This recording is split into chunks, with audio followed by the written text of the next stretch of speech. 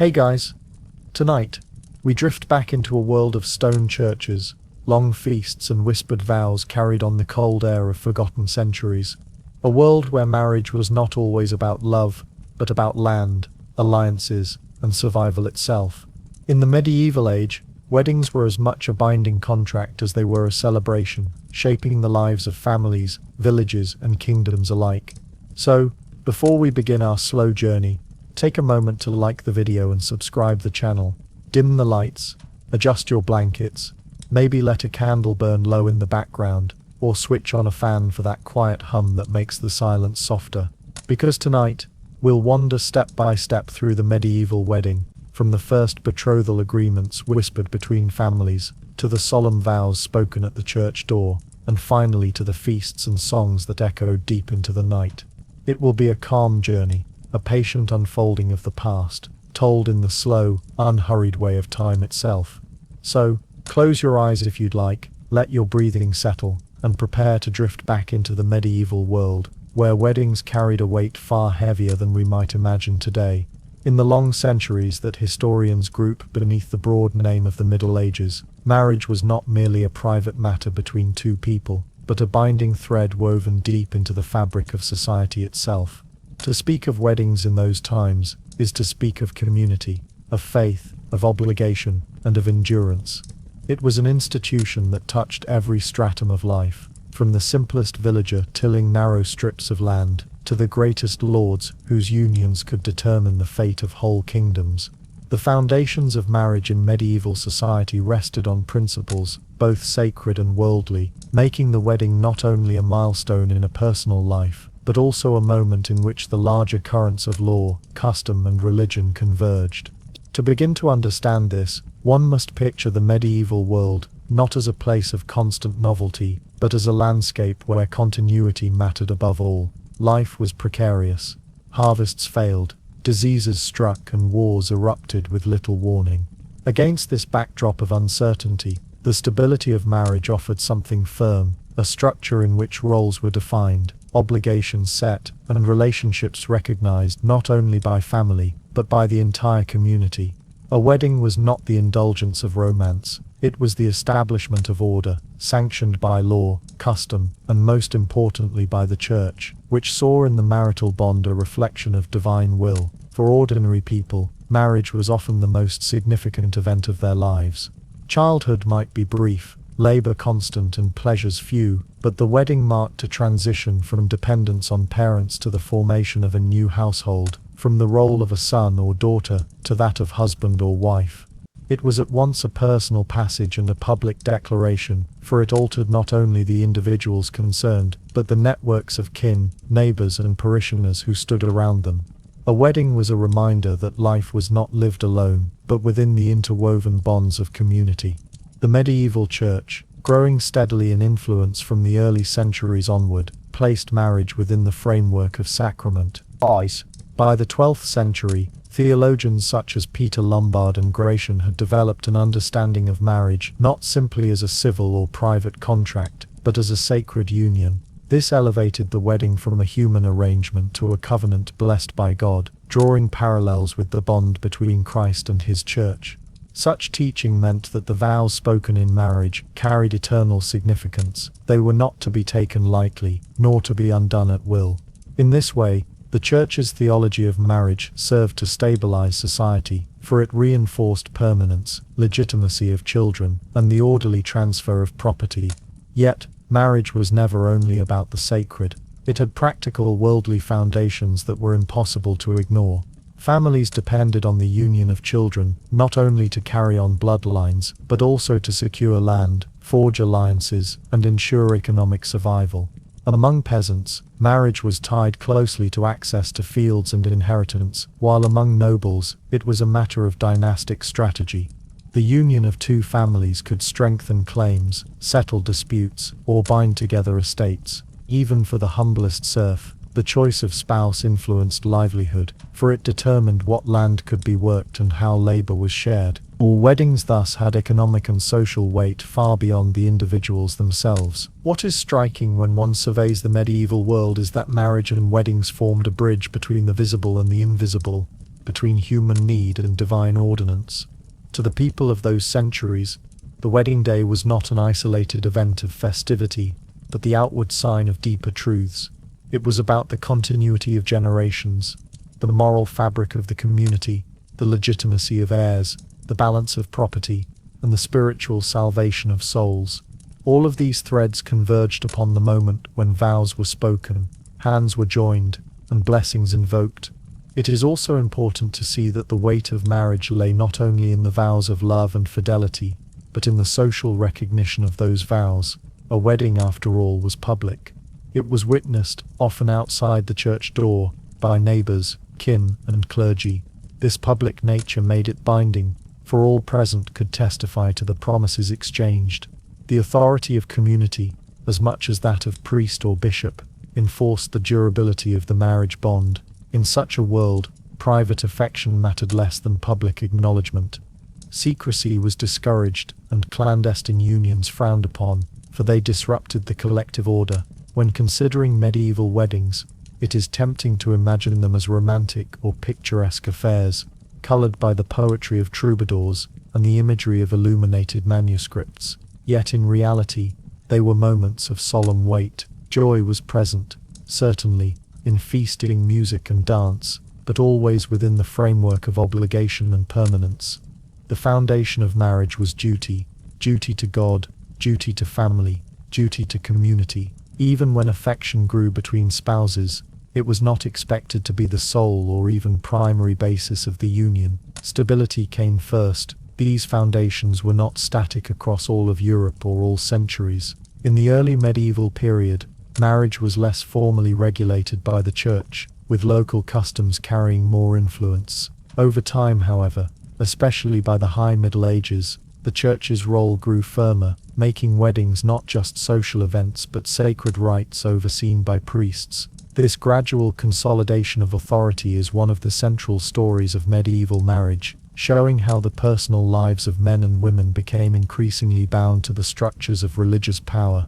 The deeper one lingers upon this foundation, the clearer it becomes that a wedding in medieval society was never just one thing. It was at once an intimate moment of personal change, a public affirmation of community ties, a legal act with economic consequences, and a sacred bond with eternal significance. Its foundations stretched in many directions, binding earth to heaven, family to property, individual to community, and present to future. In this way, the medieval wedding was less an isolated celebration than a nexus of meaning in which the entire structure of life was mirrored. And it was precisely because marriage carried this layered importance that the church sought to claim it more fully. For in defining marriage as sacrament, the church did more than sanctify personal vows. It reshaped the way medieval people thought about love, fidelity, and obligation, anchoring their private lives within a larger framework of divine law. As the centuries moved on, and the medieval world settled into its rhythms of faith and obligation, the role of the church in shaping every part of life became steadily more pronounced. It was not enough for marriage to exist as a social and economic contract, nor for weddings to be celebrated as communal gatherings of families and neighbors. To the church, this union was a sacred mystery, a reflection of divine order, and therefore it sought to place its seal firmly upon it. What had once been handled largely by families and communities, according to custom and local tradition, became over time an institution defined by canon law, sacramental theology, and ecclesiastical oversight. The shift was gradual but decisive.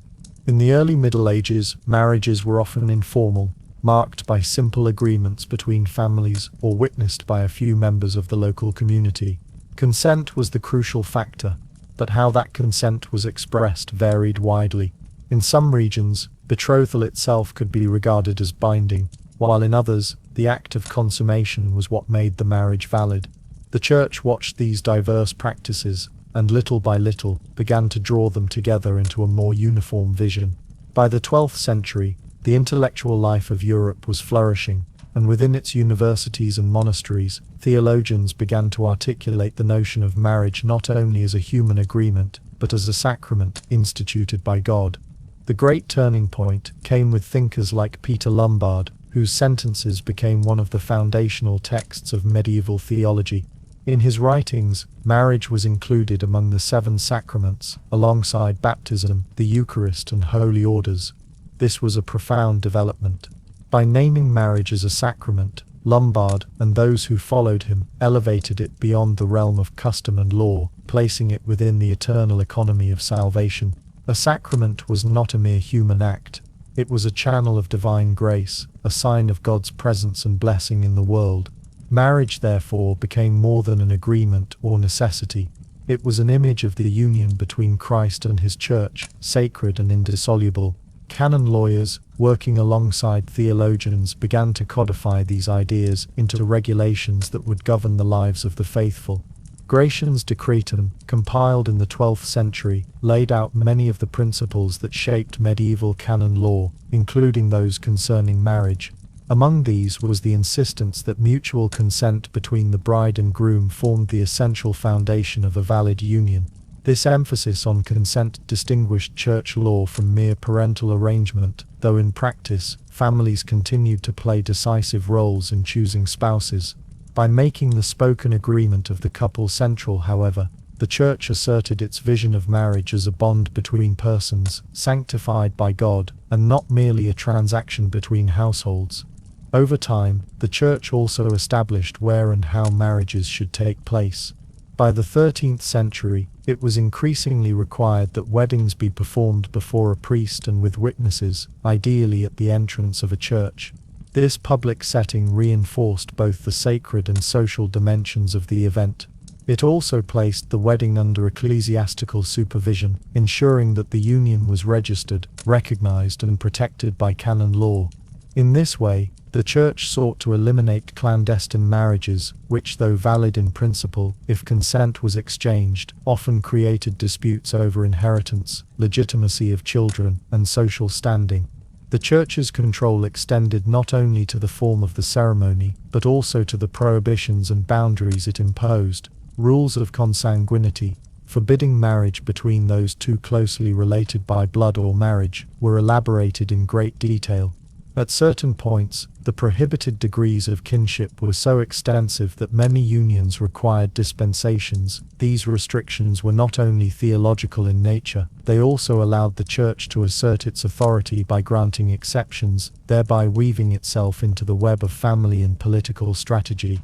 The theology of marriage carried with it expectations of love and duty. Husbands were called to lead and provide, while wives were urged to obey and nurture. Yet within these hierarchical roles, the Church also taught that the union was a partnership, sealed by mutual fidelity and open to the gift of children. Sexual relations within marriage were sanctified, while those outside it were condemned as sin. In a world where survival depended heavily on reproduction, the Church's teachings on marriage underscored both the sanctity of procreation and the discipline of chastity outside the marital bond. It is worth noting, however, that the Church's emphasis on consent and sacrament did not erase the social and economic realities of marriage. Families still arranged unions for property and alliance, dowries were still negotiated, and weddings still carried legal and communal significance. What the Church added was a spiritual layer that could not be ignored, making every marriage a matter not only of human planning, but of eternal consequence. Divorce, for instance, became nearly impossible under this system, for what God had joined, man could not dissolve. Annulments existed, but only under specific conditions, such as proof of coercion, impotence, or unlawful kinship. The permanence of the bond reflected the Church's vision of marriage as mirroring divine faithfulness. Through sermons, pastoral care, and the slow shaping of custom, the Church taught people to see their weddings as sacred. Priests blessed unions, recorded them, and reminded couples of their duties. The wedding ceremony itself, with its prayers, vows, and blessings, became a microcosm of the Christian life, solemn, public, bound by duty, and suffused with grace. Even the most modest village wedding bore the mark of this theology. For though the clothing might be plain, and the feast humble, the words spoken at the church door echoed the language of sacrament and eternity. As centuries passed, the Church's authority over marriage grew so strong that to marry outside its framework became almost unthinkable. The union of man and woman was no longer a matter of private will alone.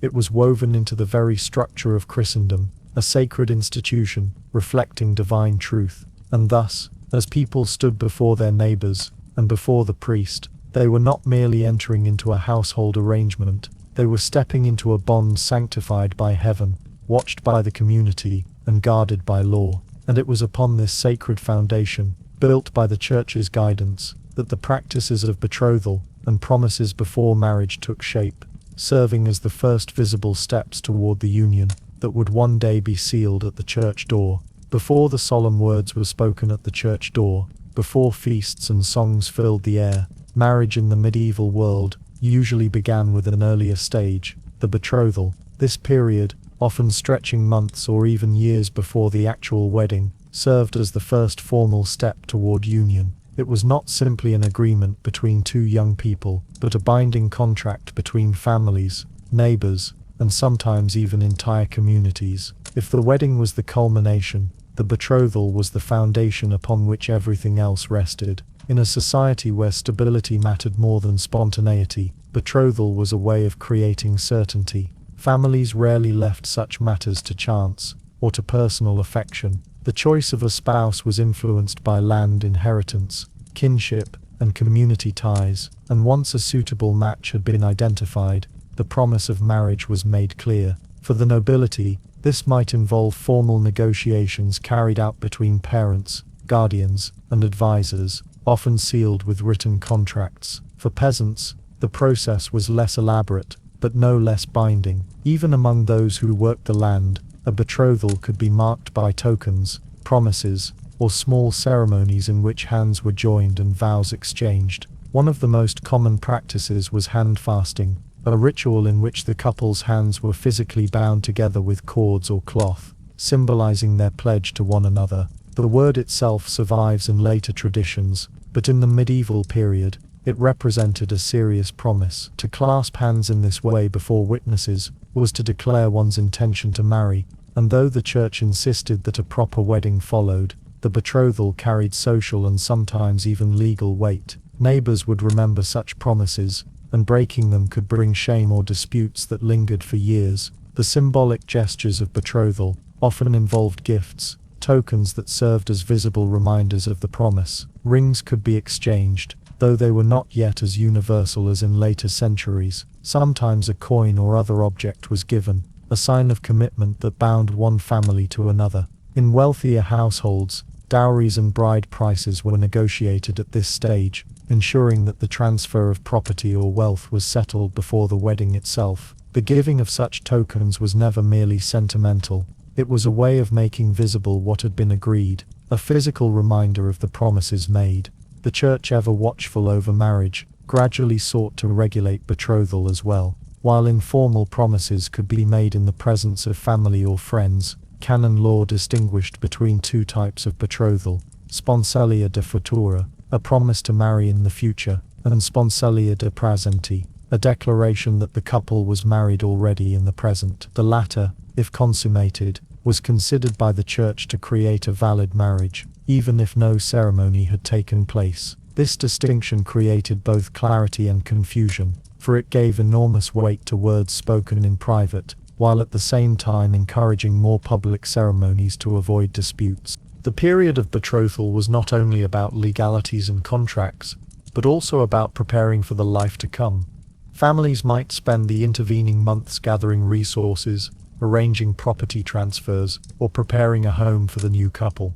Among peasants, this might mean setting aside tools, seed, or livestock. Among nobles, it could involve building or furnishing rooms within castles or manors, preparing estates, or aligning alliances. In every case, the betrothal marked the beginning of a transition, the recognition that two lives and the fortunes of two families were now moving toward union. Betrothal also carried a strong sense of communal awareness.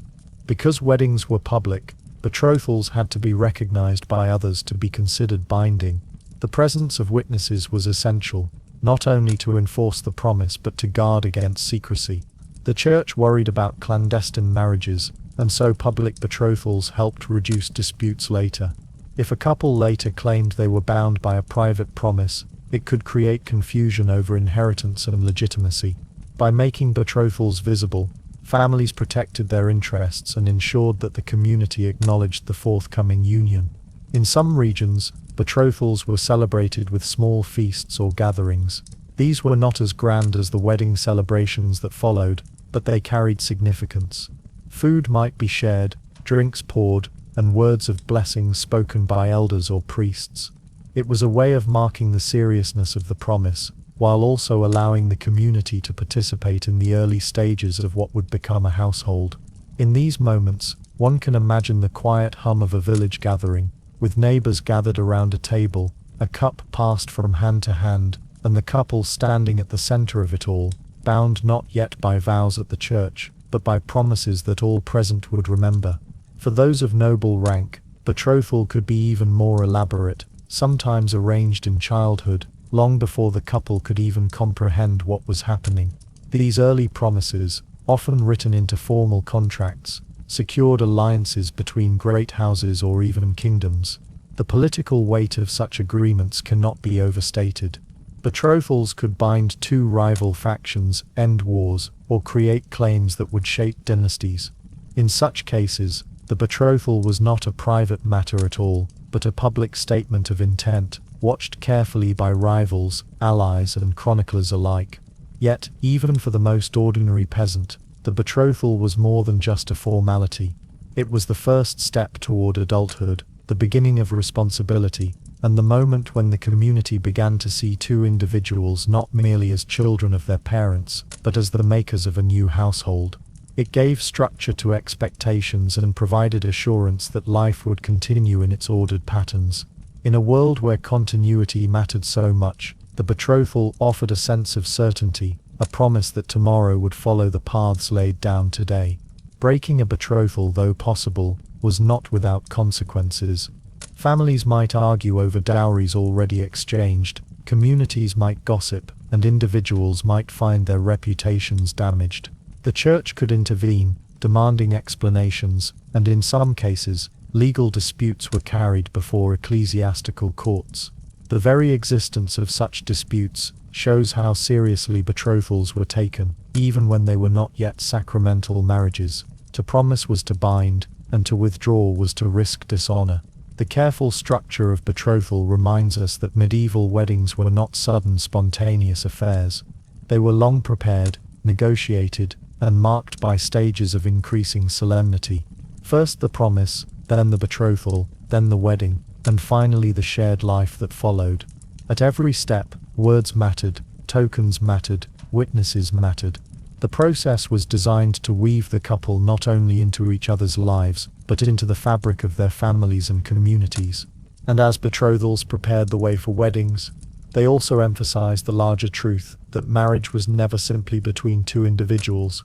It was an alliance between families, a connection of property and inheritance, a union that extended far beyond personal affection, which leads naturally to the next question: how these families understood the importance of alliances, and why the weight of kin and community so deeply shaped the meaning of marriage in the medieval world.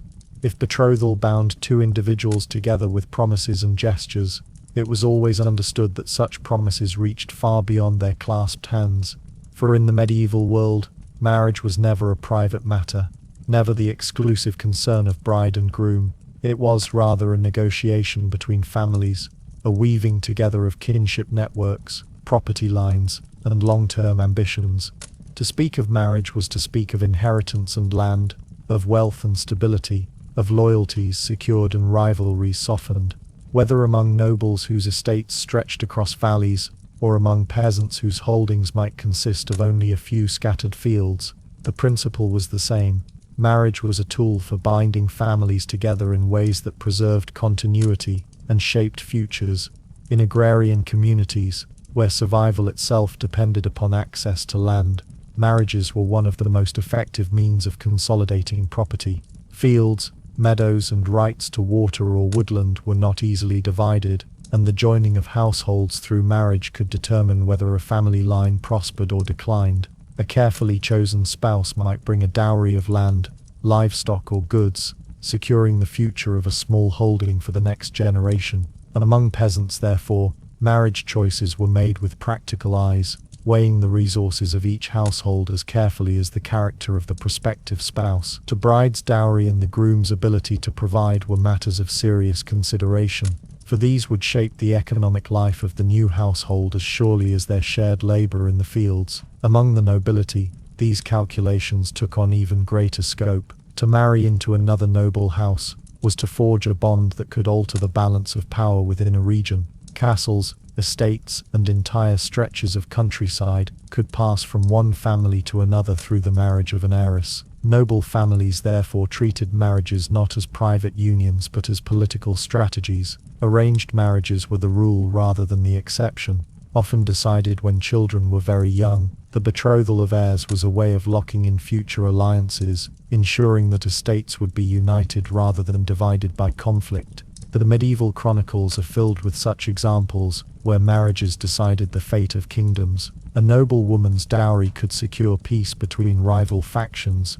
or her marriage might bring claims to distant lands. Dynasties rose and fell on the strength of these alliances. Eleanor of Aquitaine's marriage first to Louis VII of France, and later to Henry II of England reshaped the political map of Western Europe, binding vast territories under English control. Though such unions were exceptional in their scale, the principle extended downward to lesser nobles and gentry, for whom marriages remained equally strategic, if less dramatic in scope. Even the Church, while stressing the sacramental character of marriage, acknowledged the importance of these social and political dimensions. Families were expected to arrange unions wisely, with an eye toward stability. Canon law insisted that consent of the bride and groom was essential, but in practice, family interests often held great sway. Children, especially daughters, were expected to accept the matches their parents arranged, understanding that their duty was to preserve and strengthen the family line.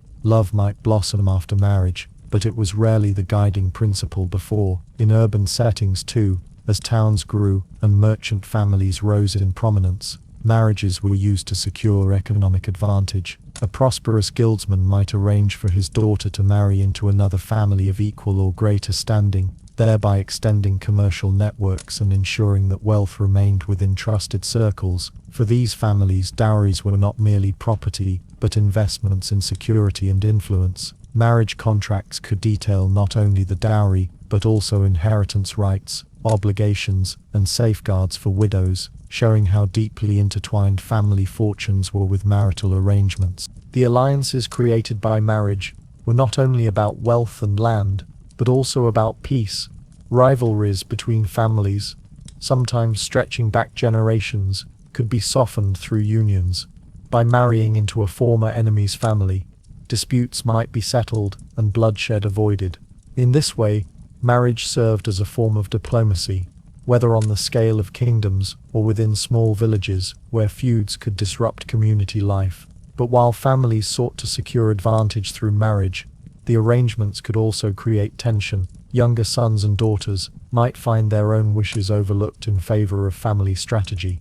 Dowries and inheritances became points of dispute, and alliances made through marriage sometimes collapsed under the strain of competing ambitions. Yet the principle remained constant. Marriage was never simply about two people. It was about the weaving together of households into the larger fabric of society. This communal and familial dimension of marriage helps explain why weddings themselves were such public events. When vows were spoken, when hands were joined before the church, it was not only the couple who stood at the center, but the families who stood behind them, watching their fortunes and futures being bound together. The presence of neighbors and kin was not incidental. It was essential, for their recognition confirmed that the alliance was real and that the promises made would be remembered. Thus, to understand medieval marriage is to understand that it was less about private affection and more about public responsibility.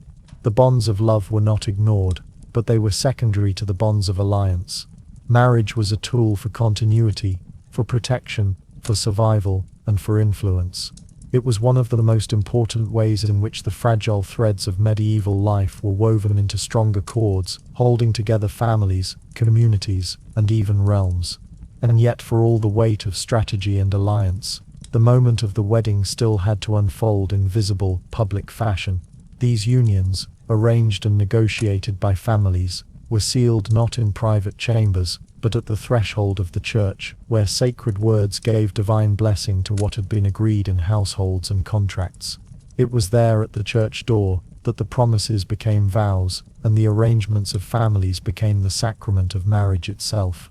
If families arranged marriages to secure wealth, peace, and alliances, then the legal frameworks surrounding these unions were the threads that held everything together.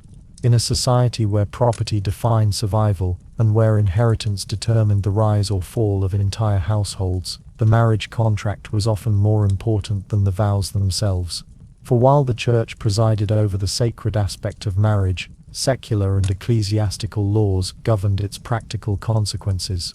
To marry was not merely to live together, it was to transfer property, create obligations and redefine rights, all of which needed clarity, lest disputes arise in the generations to come. One of the most important features of marriage contracts in medieval Europe was the dowry. A dowry was the property or wealth that a bride's family transferred to the groom or his family at the time of marriage. It might consist of money, land, livestock, clothing, or household goods, and its size often reflected the social standing of the families involved. For noble families, dowries could be vast, amounting to entire estates that shifted the balance of regional power.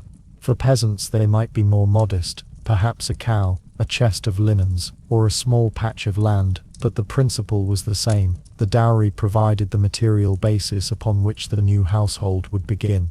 The dowry was not simply a gift but an investment.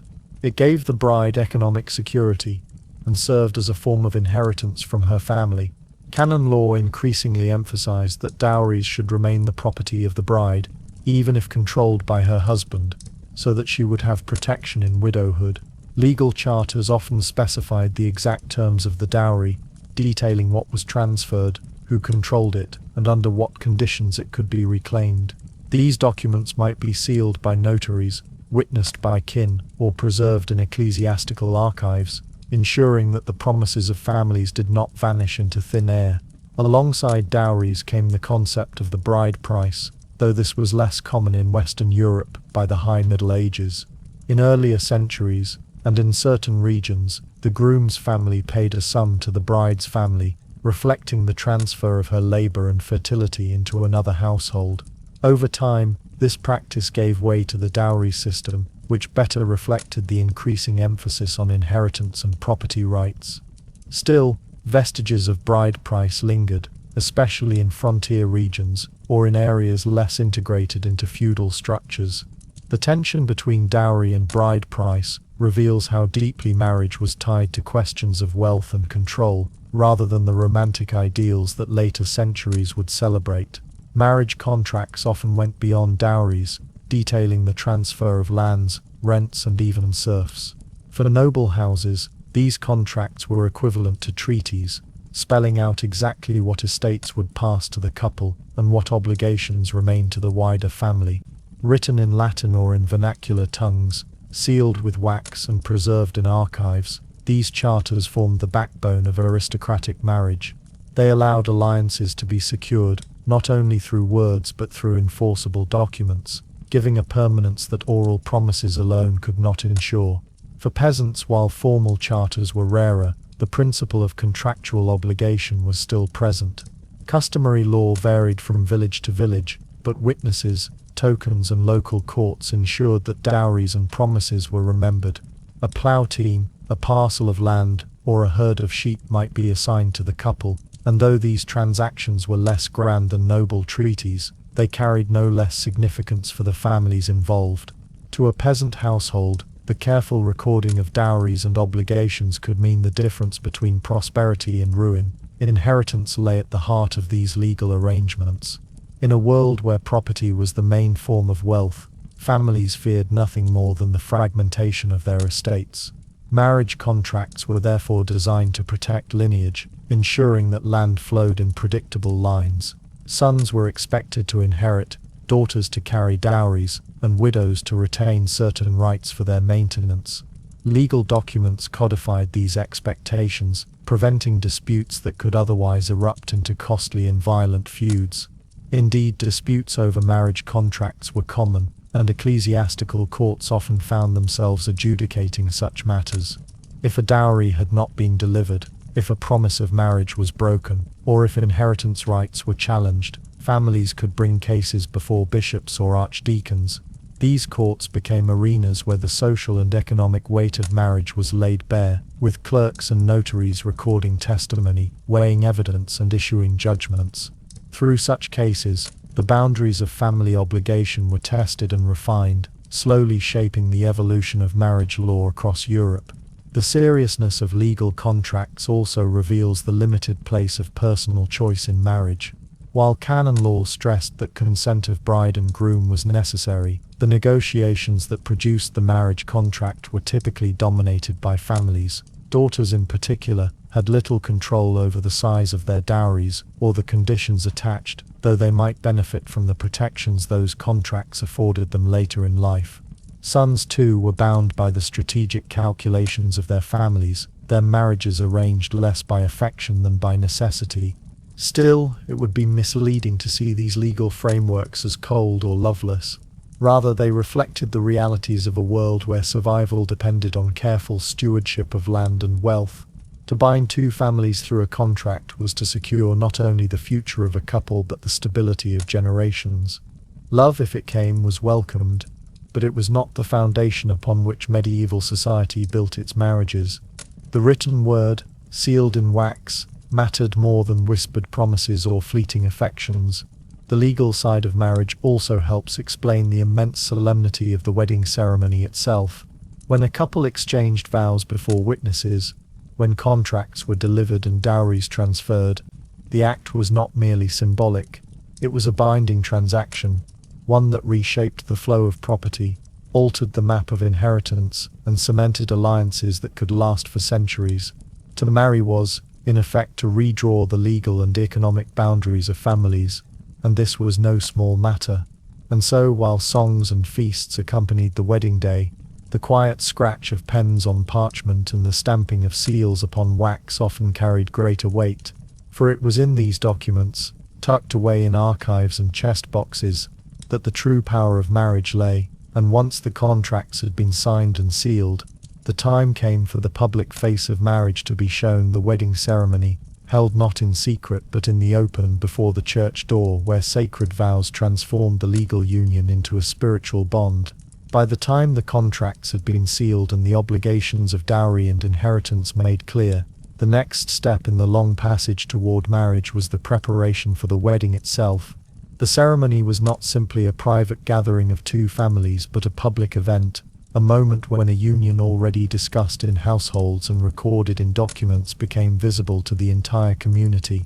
And as such, its preparations were slow and deliberate, weaving together the practical necessities of food, clothing, and ritual with the social obligations of neighbors, kin, and clergy. In villages and towns alike, the days before a wedding carried a quiet sense of anticipation. Among peasants, where daily labor rarely allowed much pause, the wedding offered a rare occasion for communal festivity. Fields might still need tending, animals cared for, and bread baked, but there was also an undercurrent of expectation as households gathered what was necessary for the feast that would follow the ceremony. Grain would be set aside, ale brewed in larger quantities, and livestock chosen for slaughter, all calculated to ensure that guests would be fed. In wealthier households, whether of prosperous peasants or rising merchants, preparations might involve the purchase of spices, wine, or fine breads from local markets, luxuries reserved for special occasions. Clothing too formed an important part of these preparations. For most people, garments were few and worn until threadbare, but on the wedding day, effort was made to present the bride and groom in their best attire. Brides might wear gowns of simple wool, sometimes dyed in colors that signaled festivity, while wealthier women might appear in garments of silk or linen trimmed with fur. A bride's headdress could be adorned with ribbons, veils, or even a wreath of flowers, symbols of purity and fertility that stretched back through centuries of custom. Grooms too prepared by donning their best tunics or surcoats, often newly made or carefully mended for the occasion. In noble households, elaborate garments might be commissioned months in advance, displaying not only the wealth of the family but also the significance of the alliance being forged. The role of the priest was another matter requiring careful preparation. In the early and high Middle Ages, weddings were not always performed inside the church itself, but often at its door, where the community could gather to witness the vows. The priest's task was to oversee the ceremony, bless the union, and ensure that it conformed to the requirements of canon law. For this reason, he needed to be notified well in advance. In some cases, bans of marriage were announced, proclamations made during church services in the weeks leading up to the wedding, so that any who might know of impediments, such as existing betrothals or kinship ties too close to permit marriage, could voice their objections. These bans served as a safeguard, ensuring that marriages were lawful and free from hidden obligations that might later invalidate them. Neighbors and kin also had to be summoned, for the presence of witnesses was essential to the validity of the union. Marriage in medieval Europe was as much about public recognition as private promise. Without witnesses, the vows carried less weight, and disputes could later arise. Thus, families made sure that the community was invited, whether through formal messages among the nobility, or through word of mouth in village squares and parish gatherings. The guest list reflected not only kinship, but also the broader ties of obligation and friendship that sustained medieval society. Food preparations occupied much of the attention in the days leading up to the wedding. For peasants, this meant gathering what little could be spared from stores, for the generosity of a family at a wedding was a mark of its standing within the community. Guests expected to be fed, and the quality of the feast reflected the honor of the household. Ale brewed in homes and taverns was essential, and in wealthier households, wine might be brought in at great expense. Meat was a rare luxury in peasant diets, yet for weddings, animals were slaughtered, both as a symbol of celebration and as a means of showing hospitality. Bread, cheese, butter, and stews supplemented the fare, while in noble households, elaborate dishes might be prepared with spices from distant markets, further emphasizing the wealth and reach of the family. The spaces where the wedding festivities would occur also required preparation. In villages, the ceremony would often take place at the church door, but the feasting and dancing that followed might unfold in open courtyards, fields or barns cleared for the occasion. Among the nobility, great halls within castles or manor houses were decorated with tapestries, banners and greenery, transforming familiar spaces into stages of celebration. Tables were set up, benches arranged and fires prepared to keep guests warm through long hours of eating and drinking. The physical labor of these preparations often fell upon servants, relatives and neighbors, whose efforts made the event possible.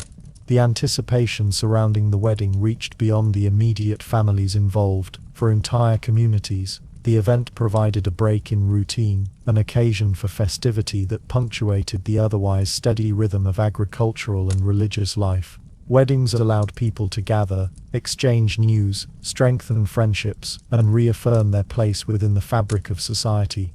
Thus, the preparations became not merely practical tasks but part of the larger meaning of the event to bind individuals, families and neighbors together in visible solidarity.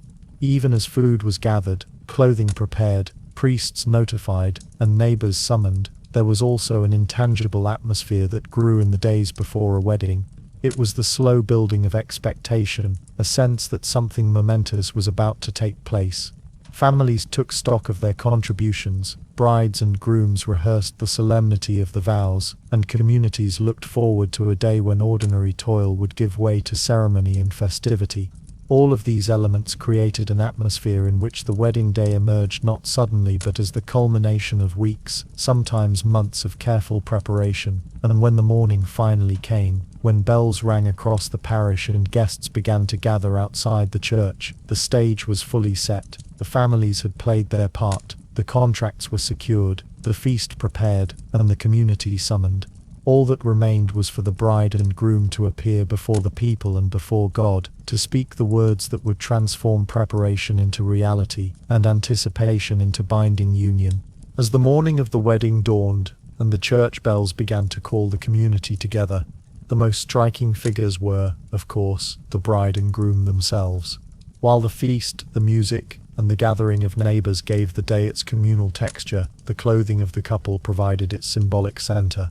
What they wore, how it was prepared, and the materials from which it was made all told a story, not simply of individual taste or family wealth, but of social status, identity, and the meaning of the union itself. For most people in medieval Europe, clothing was far from abundant. The average peasant might own only a few sets of garments, often worn until they frayed into rags, patched repeatedly, and passed down through generations.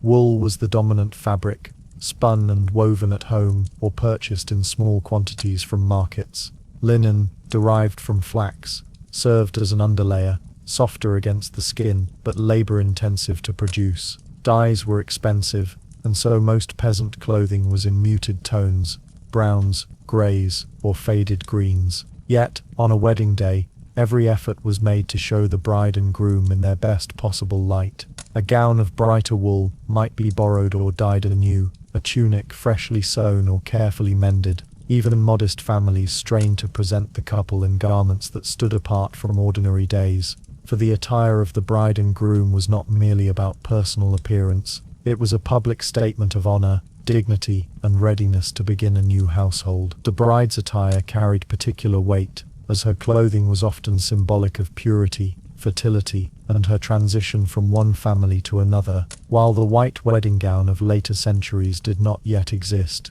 lighter colors, such as pale blue, yellow, or even natural undyed linen, were sometimes chosen to signify innocence and virtue. More commonly, the color of the gown depended on availability and resources. Reds, greens, and browns were frequent among wealthier peasants, while brighter hues, like deep blues or rich crimsons, were reserved for noble households with access to costly dyes. A wreath of flowers or herbs might be worn upon the bride's head, an ancient symbol of fertility and renewal that connected her to traditions far older than Christianity itself. In some regions, a veil was added, its fabric thin and flowing, both concealing and revealing, suggesting the liminal state of the bride between maidenhood and wifehood. The groom's attire, though less richly adorned, carried its own significance. A long tunic or surcoat, often belted at the waist, was the standard garment, and on his wedding day he would wear his finest.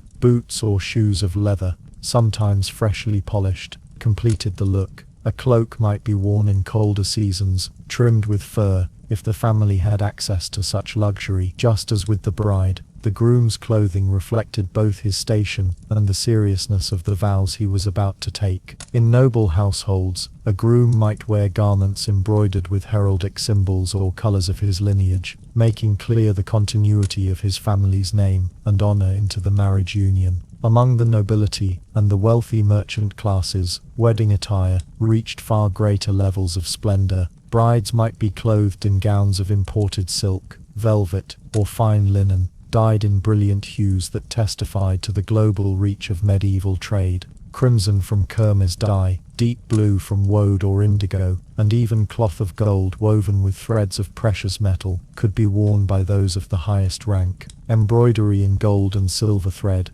added further brilliance, while pearls and jewels could be sewn into fabric to catch the light. The brides of noble birth might wear elaborate veils held in place with jeweled circlets, while their hair could be braided with ribbons or adorned with pins of precious metal. Grooms of the aristocracy too, dressed in splendor, their tunics or doublets cut from costly fabrics, their belts fastened with ornate buckles, and their cloaks lined with fur, as a mark of wealth and authority. Clothing at weddings also carried legal and economic dimensions. In many contracts, garments were explicitly mentioned as part of the dowry or the exchange between families. A chest of linens, a set of gowns, or a fine cloak might form part of the goods transferred, serving both practical and symbolic roles in establishing the new household. For the bride, receiving new clothing from her husband's family marked her entry into their world, while the garments she brought with her reflected the resources and status of her birth family. Beyond wealth and display, however, wedding clothing was deeply symbolic. It represented not only the honor of the families, but also the transformation of the individuals. To clothe the bride in a new gown was to mark her passage into a new life, while the groom's attire reflected his readiness to shoulder the responsibilities of husbandry and family leadership. Even the simplest woolen tunic or linen veil, when worn on a wedding day, carried meanings far beyond fabric and thread. It was the outward sign of vows soon to be spoken, a visible signal to the community that a union was taking place, one that would shape inheritance, labor, and the bonds of kinship for generations.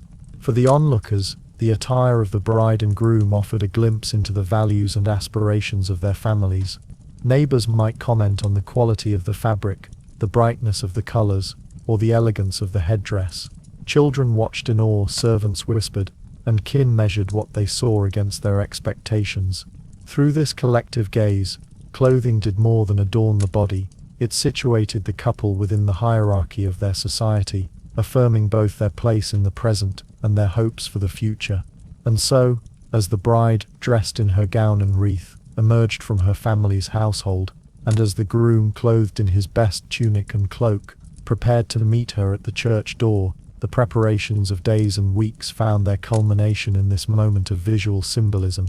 For before a word was spoken, before vows were exchanged, the attire of the couple already told the community who they were, what their families valued, and what was to come in the union that awaited.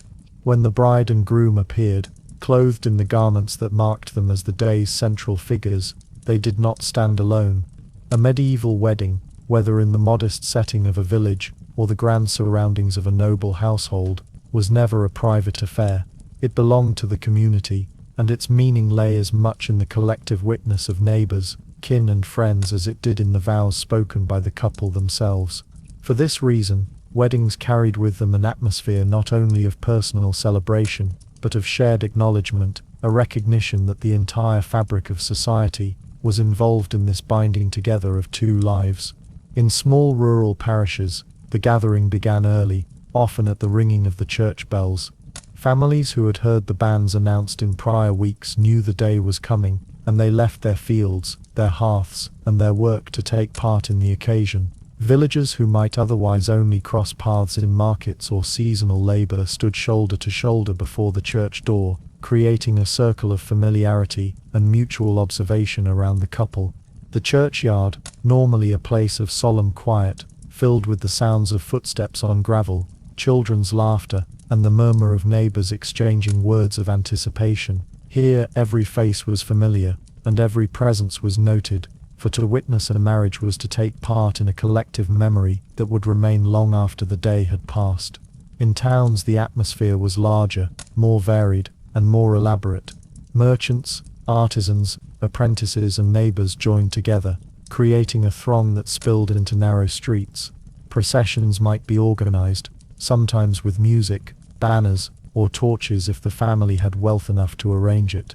Windows opened above streets to allow onlookers to glimpse the bride's procession, while guild members or civic officials occasionally added their presence, linking the marriage not only to family and church, but also to the life of the town itself. The wider community recognized that each marriage added to the stability of the whole, ensuring the continuation of households, trades and local bonds of obligation. Among the nobility, gatherings reached their most spectacular form. When great households joined in alliance, entire courts were summoned, along with retainers, servants, and lesser lords, bound by ties of fealty. A noble wedding could draw hundreds of witnesses, each presence carefully recorded in chronicles, or remembered in household accounts. These guests did not merely attend for festivity, but served as living testimony to the significance of the union. To stand in the hall or in the courtyard at such a moment was to affirm the legitimacy of the bond, lending authority through one's very presence. Community in this sense stretched beyond the village or parish and into the networks of nobility that defined the political landscape of medieval Europe.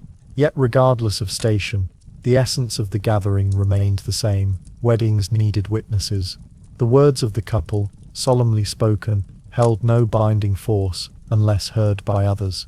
Medieval canon law required not only the consent of the bride and groom, but also the public declaration of that consent. Thus, the presence of the community was not a matter of preference, but of necessity.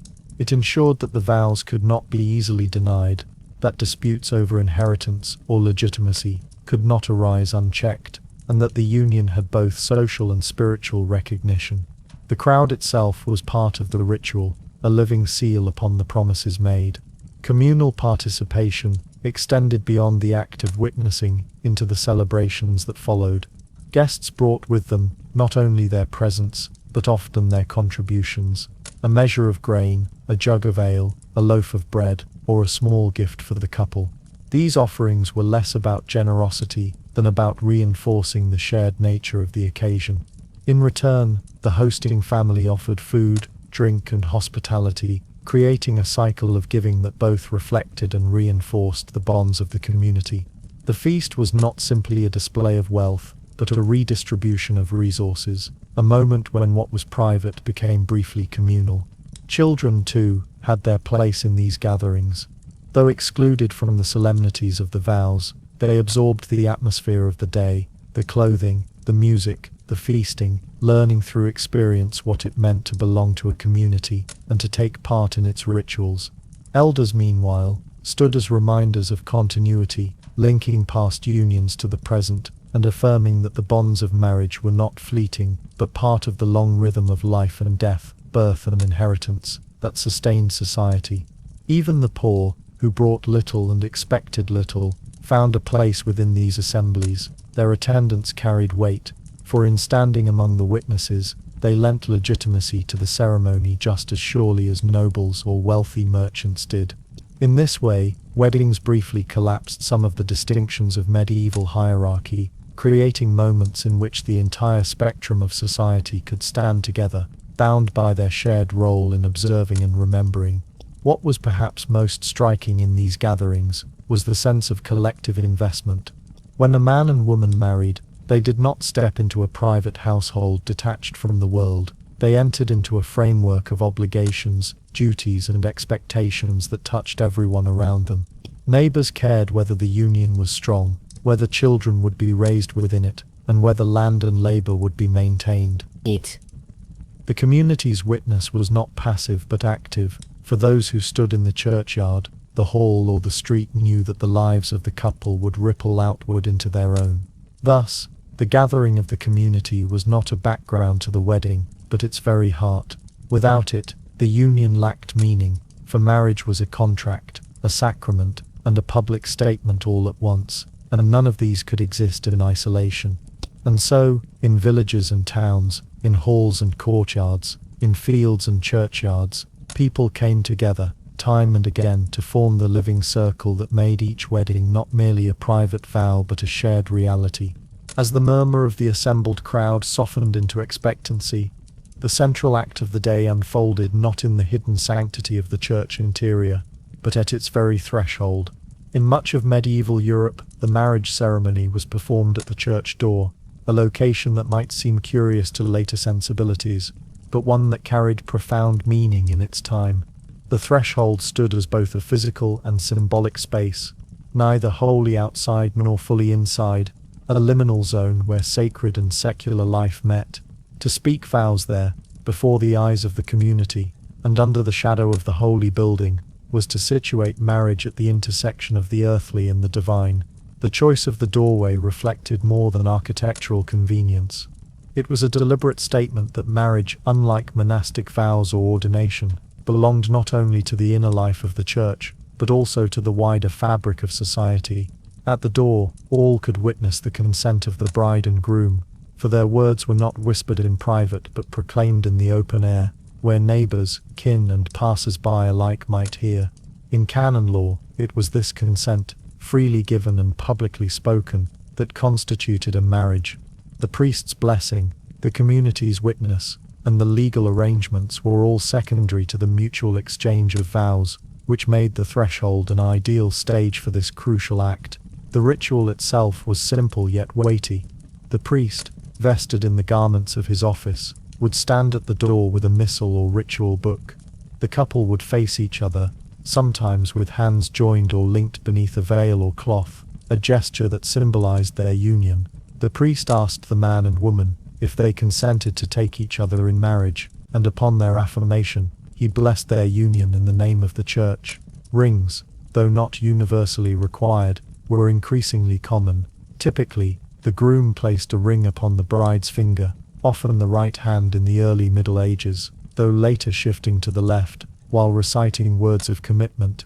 The ring, a circle without end, served as a visible sign of permanence and fidelity. In some regions, the ceremony included additional symbolic acts. A joining of hands, sometimes called hand fasting, made the bond visible. In wealthier unions, the groom might present a token, such as a coin, or a symbolic exchange of goods, reflecting the economic dimensions of the marriage. Occasionally, the priest would sprinkle holy water upon the couple, invoking divine protection, or place a stole over their joined hands as a sign of binding, but always the emphasis returned to the spoken vows, for in those words lay the heart of the sacrament.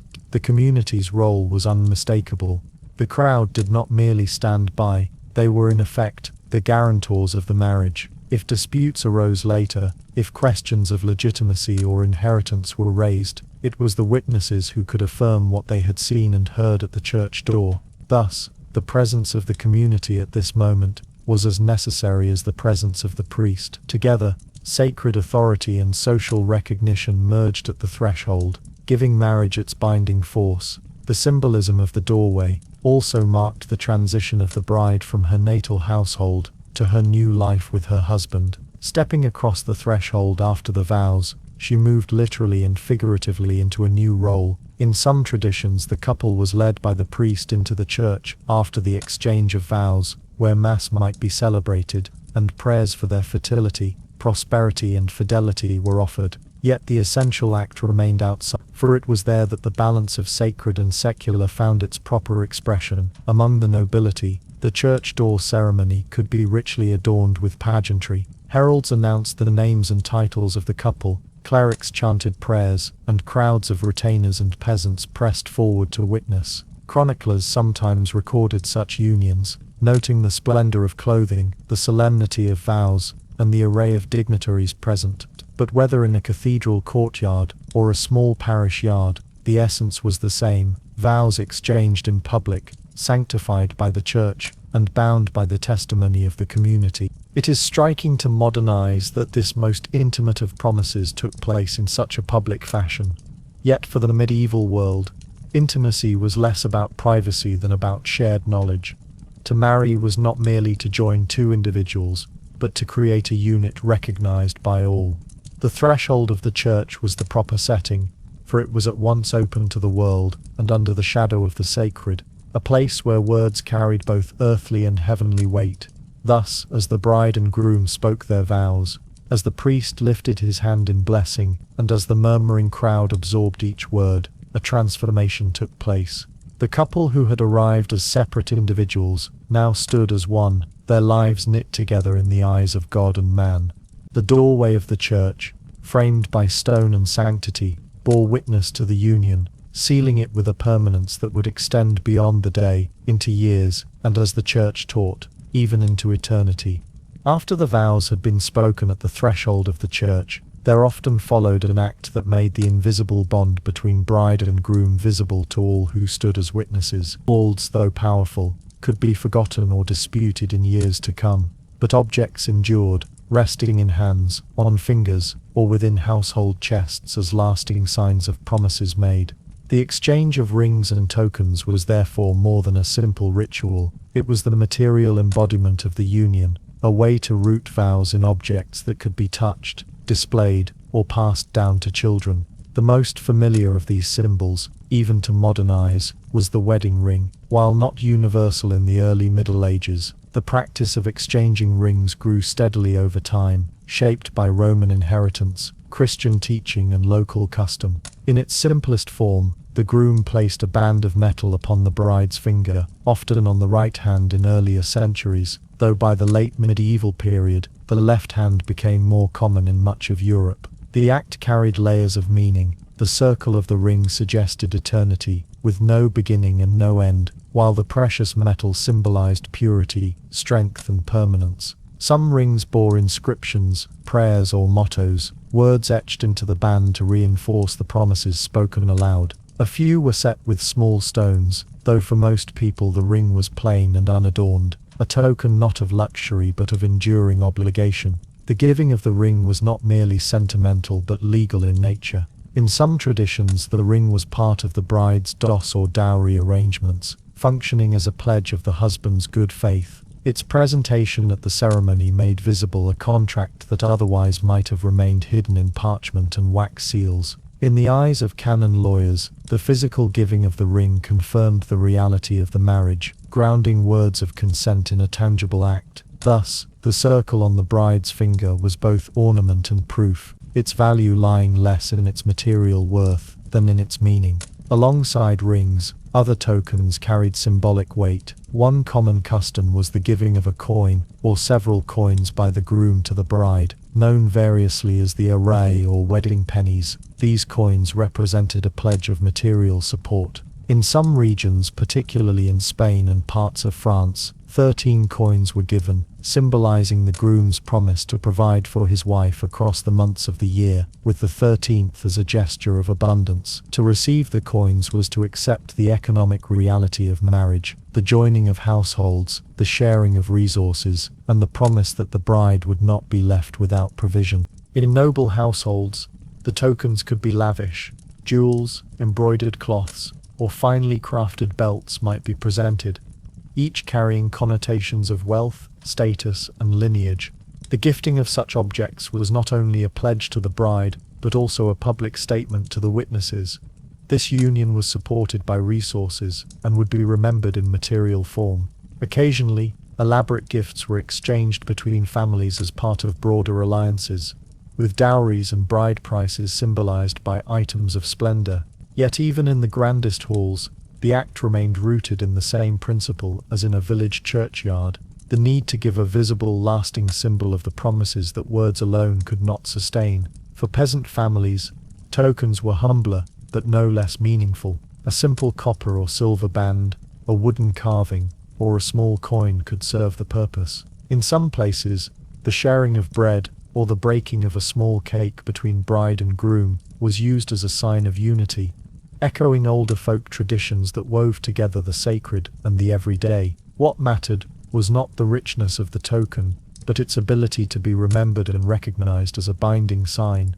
The placement of the ring, or the giving of coins, was often accompanied by words, recited either by the priest or by the groom himself. The formula varied by region and period, but it often invoked permanence and fidelity. With this ring of thee wed, or this token I give thee as a pledge of my faith. These words, paired with the object, bound the symbolic with the verbal, leaving little room for doubt about the intention. For the bride, receiving the ring or coin was both a sign of acceptance and a public acknowledgement that she had entered into the new bond. The tokens also extended beyond the immediate couple, weaving into the life of the family and the community. Rings could be passed down as heirlooms, linking generations in a chain of continuity. Coins, sometimes preserved in chests or reliquaries, could resurface in disputes as proof of a union long past. In noble lineages, jewels given at weddings occasionally reappeared in chronicles or inventories, reminders of marriages that had shaped the course of lands and alliances. Thus, these small objects carried not only private meaning, but also historical weight, anchoring personal lives to the broader narrative of society. What gave these tokens their power was not their material value alone, but their ability to embody the permanence of marriage. A ring could not speak, yet it testified silently each day to the vow made. A coin might be tucked away, but it served as an enduring reminder of a husband's pledge. To those who lived in a world where oral promises could be contested and memories could fade, such objects were anchors, steadying marriage in the flux of daily life. As the ceremony at the church door came to its conclusion with these exchanges, the union stood confirmed not only by words and blessings, but also by symbols carried into the future. The bride, with ring upon her finger or coin in her possession, bore with her the physical proof of her new role, and the witnesses, having seen the act, carried the memory of it within the fabric of the community. From this point, the couple might step across the threshold into the church itself, where further prayers and blessings awaited, but already the essence of the marriage had been marked and sealed, made visible in metal, stone or gift. When the vows had been spoken and the tokens exchanged, the priest stepped into his central role, offering words that carried more than ceremony. In the medieval imagination, his blessing did not simply mark approval but infused the union with divine grace, sanctifying what was already a binding legal and social contract. Marriage, though formed by the consent of the man and woman, was understood as a sacrament of the Church, and the prayers of the priest drew that union into the eternal order of God's design. Without such blessings, a marriage might still be valid in law, but it lacked the sense of holiness and completeness that people yearned for in their most important life passages. The prayers themselves varied depending on time, region, and liturgical custom, but certain themes remained constant.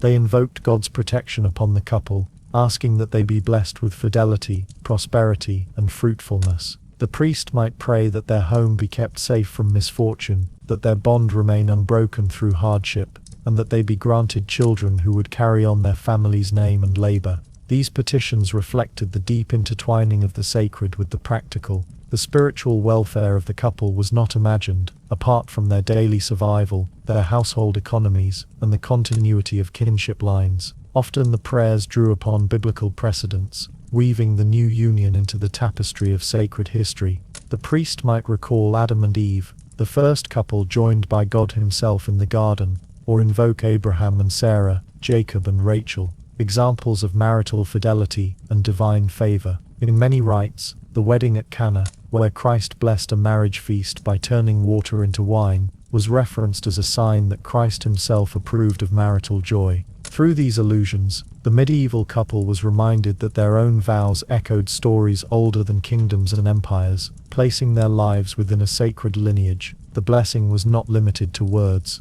The priest often accompanied his prayers with gestures that reinforced the sense of sanctity. He might extend his hands over the couple, much as he would over the bread and wine at the altar, signaling that divine grace was being called down. Holy water was sometimes sprinkled over the pair, washing them in a symbol of purification. A stole or veil might be placed across their joined hands, emphasizing their binding together under the authority of the Church. Each gesture, small in itself, deepened the sense that this was not merely a human contract, but an event observed and sealed by heaven. The priest's words also carried weight in the community's understanding of law and order. While canon law insisted that the essence of marriage lay in consent, it also required that unions be made openly and without impediment. The prayers thus often included declarations that the couple was free to marry, that no prior vows or forbidden kinship ties stood in the way. By speaking such words, the priest acted as a guardian of both divine and social order,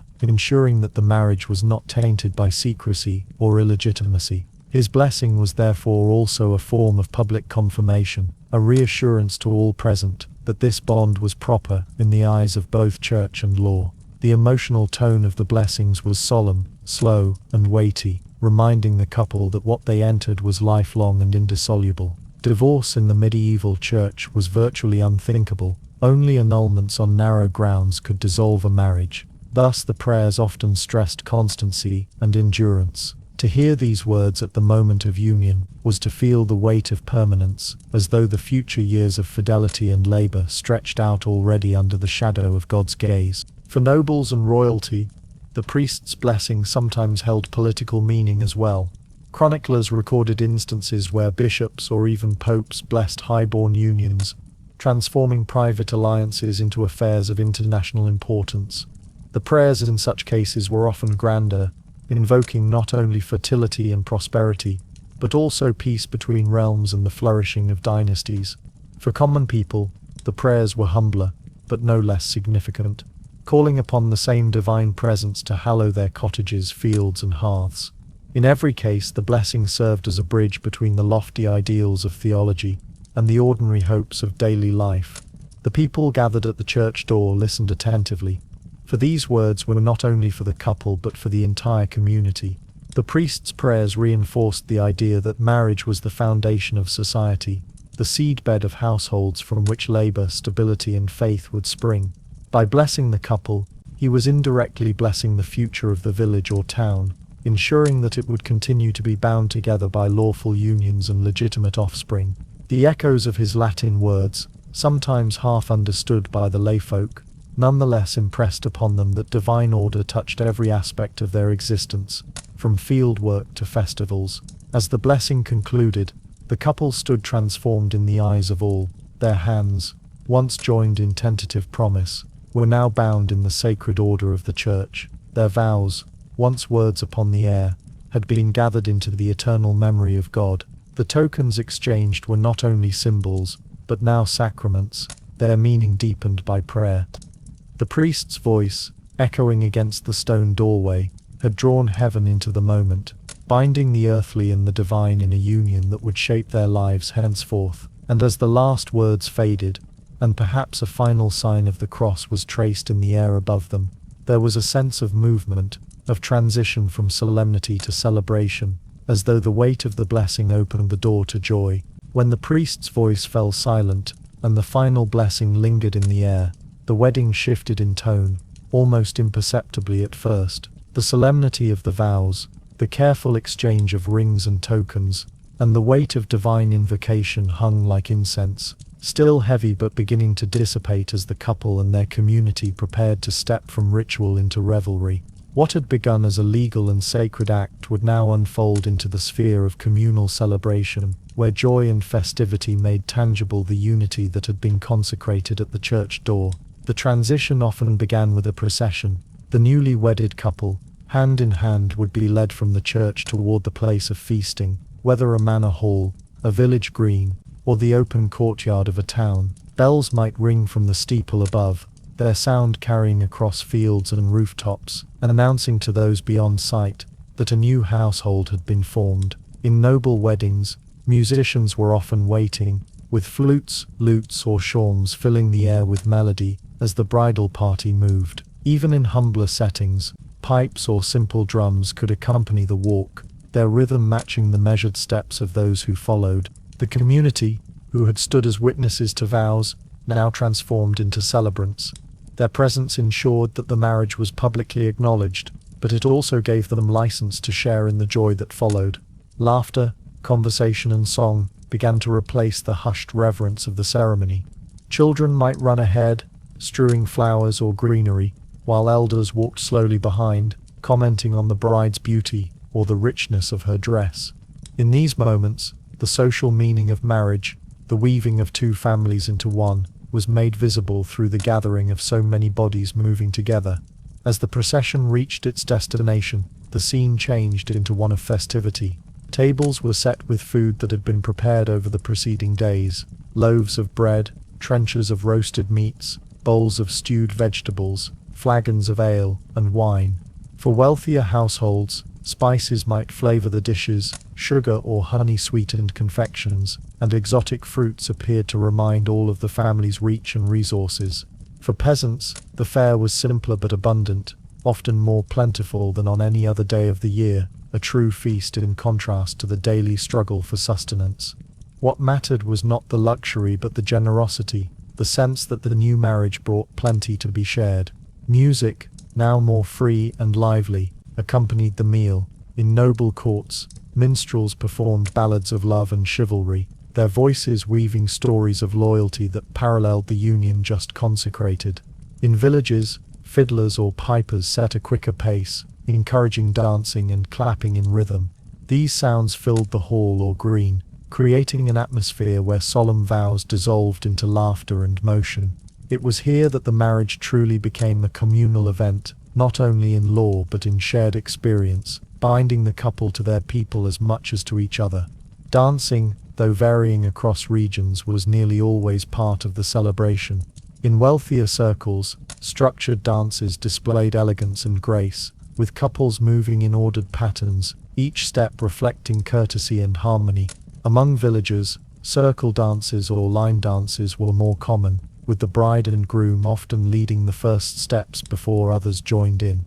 The communal nature of the dance reflected the communal nature of life itself. Marriage was private in one sense, but public in another, shaping not only the two individuals, but the wider bonds of kinship, economy, and faith. It was not unusual for games and playful rituals to emerge during the feast. Guests might tease the couple with riddles or jokes, testing their patience and good humor. In some places, mock contests between the families took place, symbolic reminders of the tensions and alliances that marriage sought to balance. These games lightened the atmosphere, preventing the weight of the vows from turning too heavy, and ensuring that joy remained the dominant mood of the day. The transition from ceremony to celebration also carried symbolic echoes.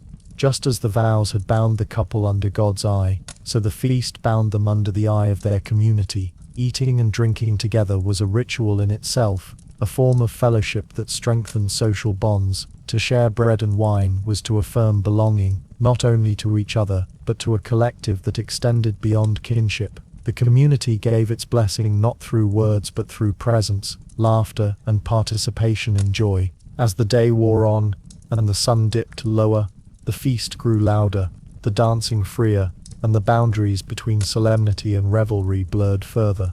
Yet, through it all, the memory of the ceremony lingered, woven into the fabric of the celebration. The priest's blessing was not undone by the laughter, but rather fulfilled by it, as though joy was the natural flowering of vows rooted in faith and law. The couple, moving between dances, sharing food with their guests, or raising a cup in gratitude, embodied the union that had begun in hushed words, and now found expression in music and mirth. The medieval wedding, in its movement from solemn vows to festive feast, reflected the rhythm of life itself, moments of gravity intertwined with moments of joy, the sacred and the ordinary woven together in a seamless fabric. By nightfall, as torches flickered and songs echoed into the darkness, the union was not only remembered, but lived, felt by all who had taken part. And when the revels began to soften, and the night moved toward its quiet conclusion, the community knew that this celebration was but the beginning of a longer journey, one that would carry the couple into the shared labor, trials, and blessings of married life. The feast lay at the heart of the medieval wedding, the point where all the preparation of households, the gathering of community, and the solemn weight of vows and blessings found their fullest expression. It was here, in the abundance of food and the clamor of voices, that the sacred promise of marriage gave way to the lived experience of fellowship. The table became the stage upon which hierarchy, generosity, and shared joy were displayed, and though the character of the feast varied greatly between noble and peasant weddings, the essential role it played was universal. For the nobles, a wedding feast was an opportunity to demonstrate wealth, power, and refinement. Long trestle tables were laid in the hall, with benches for guests, and the high table reserved for the bridal couple and the most honored attendees. The hall itself might be adorned with hangings of embroidered cloth, candles flickering in sconces, and the smell of rushes freshly strewn on the floor to mask the odors of smoke and humanity. At the head of the table, the bride and groom sat beneath a canopy, a visible reminder that their union carried significance not only for themselves but for the lineage and estates they now bound together.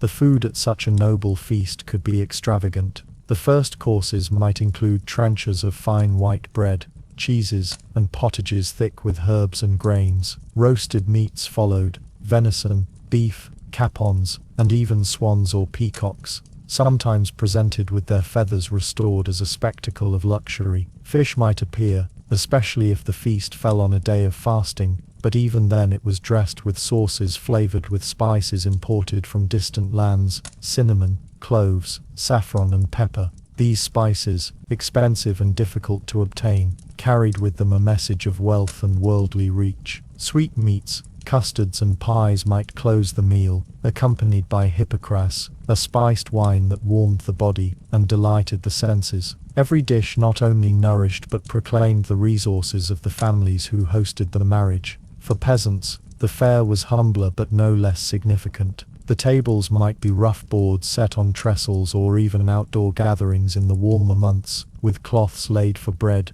cheese, and stews prepared in great pots over communal fires. Meat was rarer, and when present, often pork or chicken, shared among many rather than heaped in abundance. Ale brewed in the village flowed freely, its presence a reminder that even the simplest celebrations could not do without drink. Pottages of beans, peas, or barley, flavored with onions and herbs, filled the bellies of those who had known hunger through lean seasons. For peasants, the wedding feast might represent the most plentiful meal they would enjoy all year, and so the sense of joy was no less keen than in the richest hall. The measure of the feast was not in its luxury, but in its abundance relative to daily life. The structure of the meal often mirrored the hierarchies of society.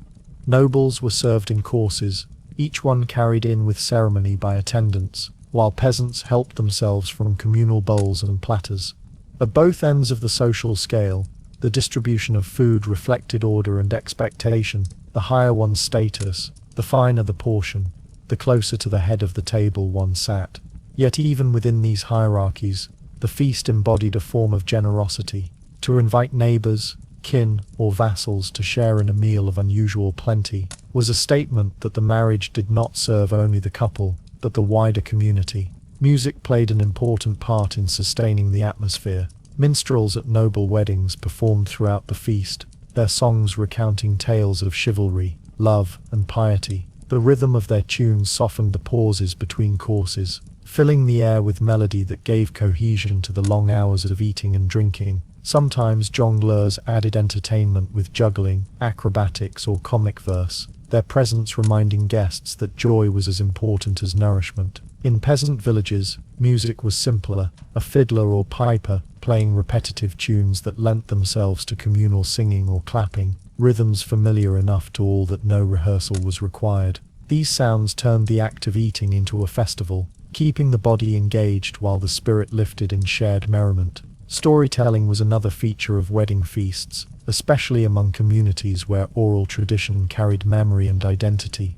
Elders might recount tales of past weddings, weaving the new couple into the history of the village or clan. Ballads could be sung that praised loyalty, warned of betrayal, or celebrated fertility. In noble households, heralds or poets might recite verses that linked the bride and groom to legendary figures, elevating their union by drawing upon the imagery of saints, heroes, or biblical couples. Through stories and songs, the feast became not only a meal but a narrative, embedding the new marriage within the collective memory of those who witnessed it. Drinking, as always, played its role in loosening tongues and deepening the sense of camaraderie. Ale for peasants, wine for nobles, and sometimes mead in either setting filled cups and was raised in toasts to the couple. Drinking customs varied, but in many regions the sharing of drink was itself a ritual act. Passing the cup reinforced bonds between guests, while the raising of a communal toast symbolized collective goodwill. Too much drink could bring disorder,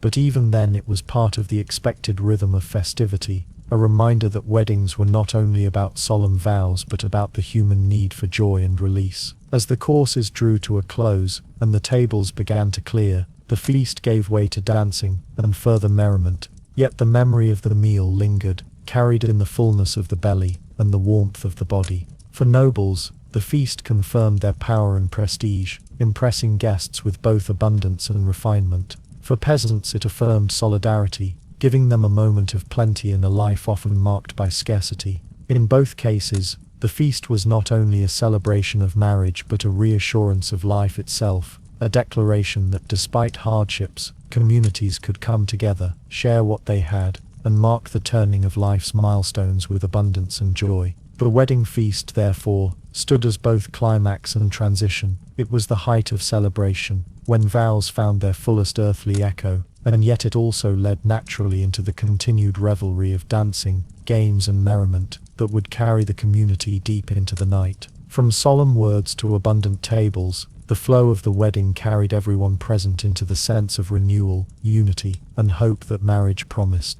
As the tables were cleared, the air shifting from the heavy scent of roasted meat and spiced wine to the mingled aroma of tallow candles and trampled rushes, the wedding feast gave way to its next natural phase.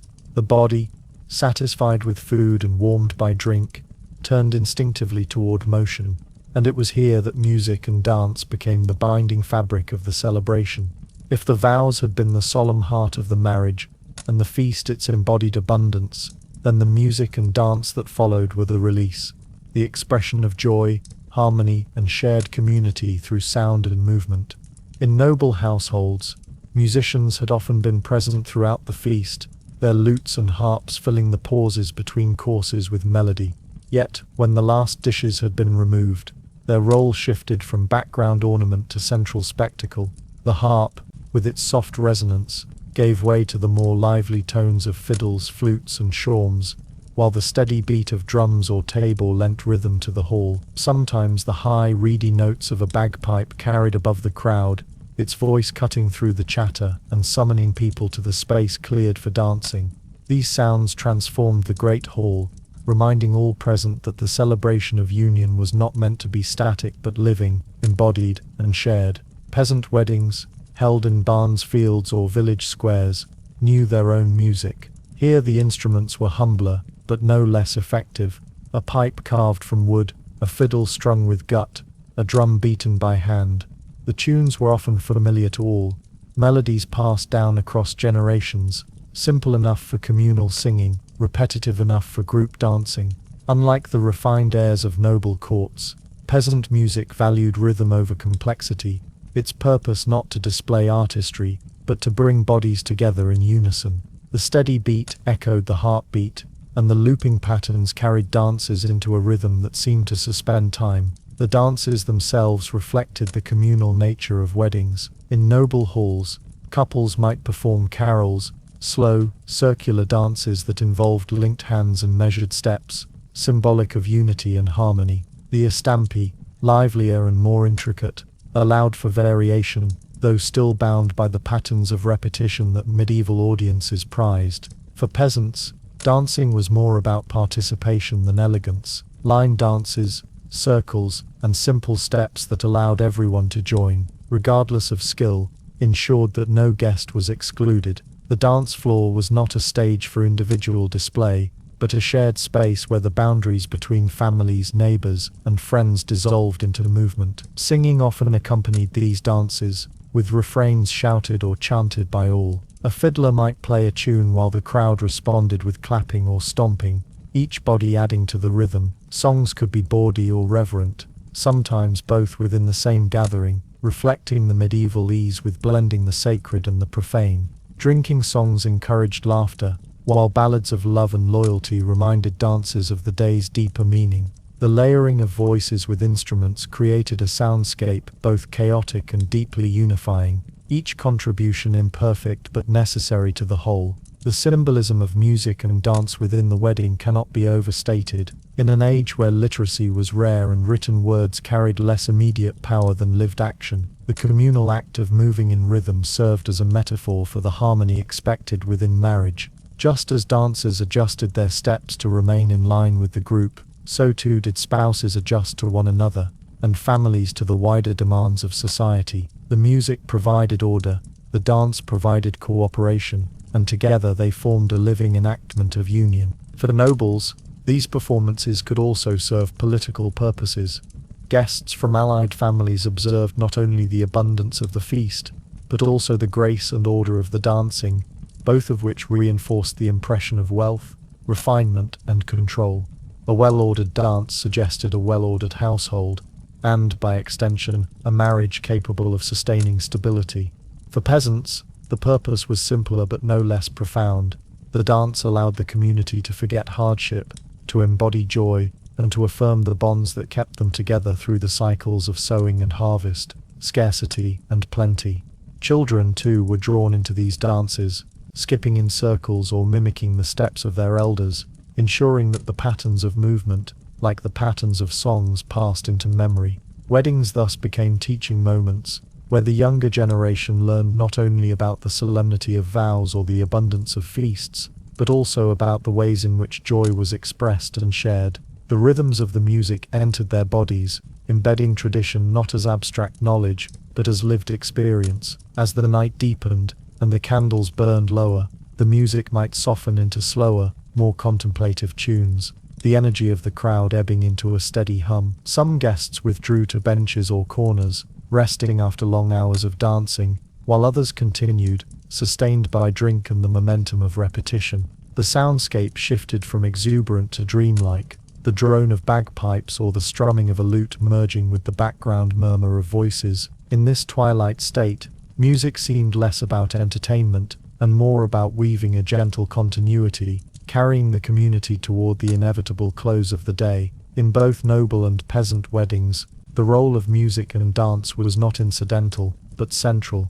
It was the element that transformed a meal into a festival, a gathering into a celebration, and a marriage into a shared event rather than a private contract. Through rhythm and melody, the bonds of community were strengthened, joy was given form, and the weight of solemn vows was balanced by the lightness of movement. The medieval wedding, without its music and dance, would have been incomplete, lacking the very pulse that turned obligation into celebration. And when at last the instruments fell silent, and the dancers stilled their steps, the energy of the celebration did not vanish but shifted. For what followed was often the transition into the bridal chamber, where the community's role in witnessing and celebrating the marriage gave way to its role in ensuring that the union was in every sense complete. As the wedding feast quieted, and the last notes of music faded into the night, the focus of the community began to shift. Marriage, though celebrated with food, song and dance, was never merely about companionship or romance in the medieval world.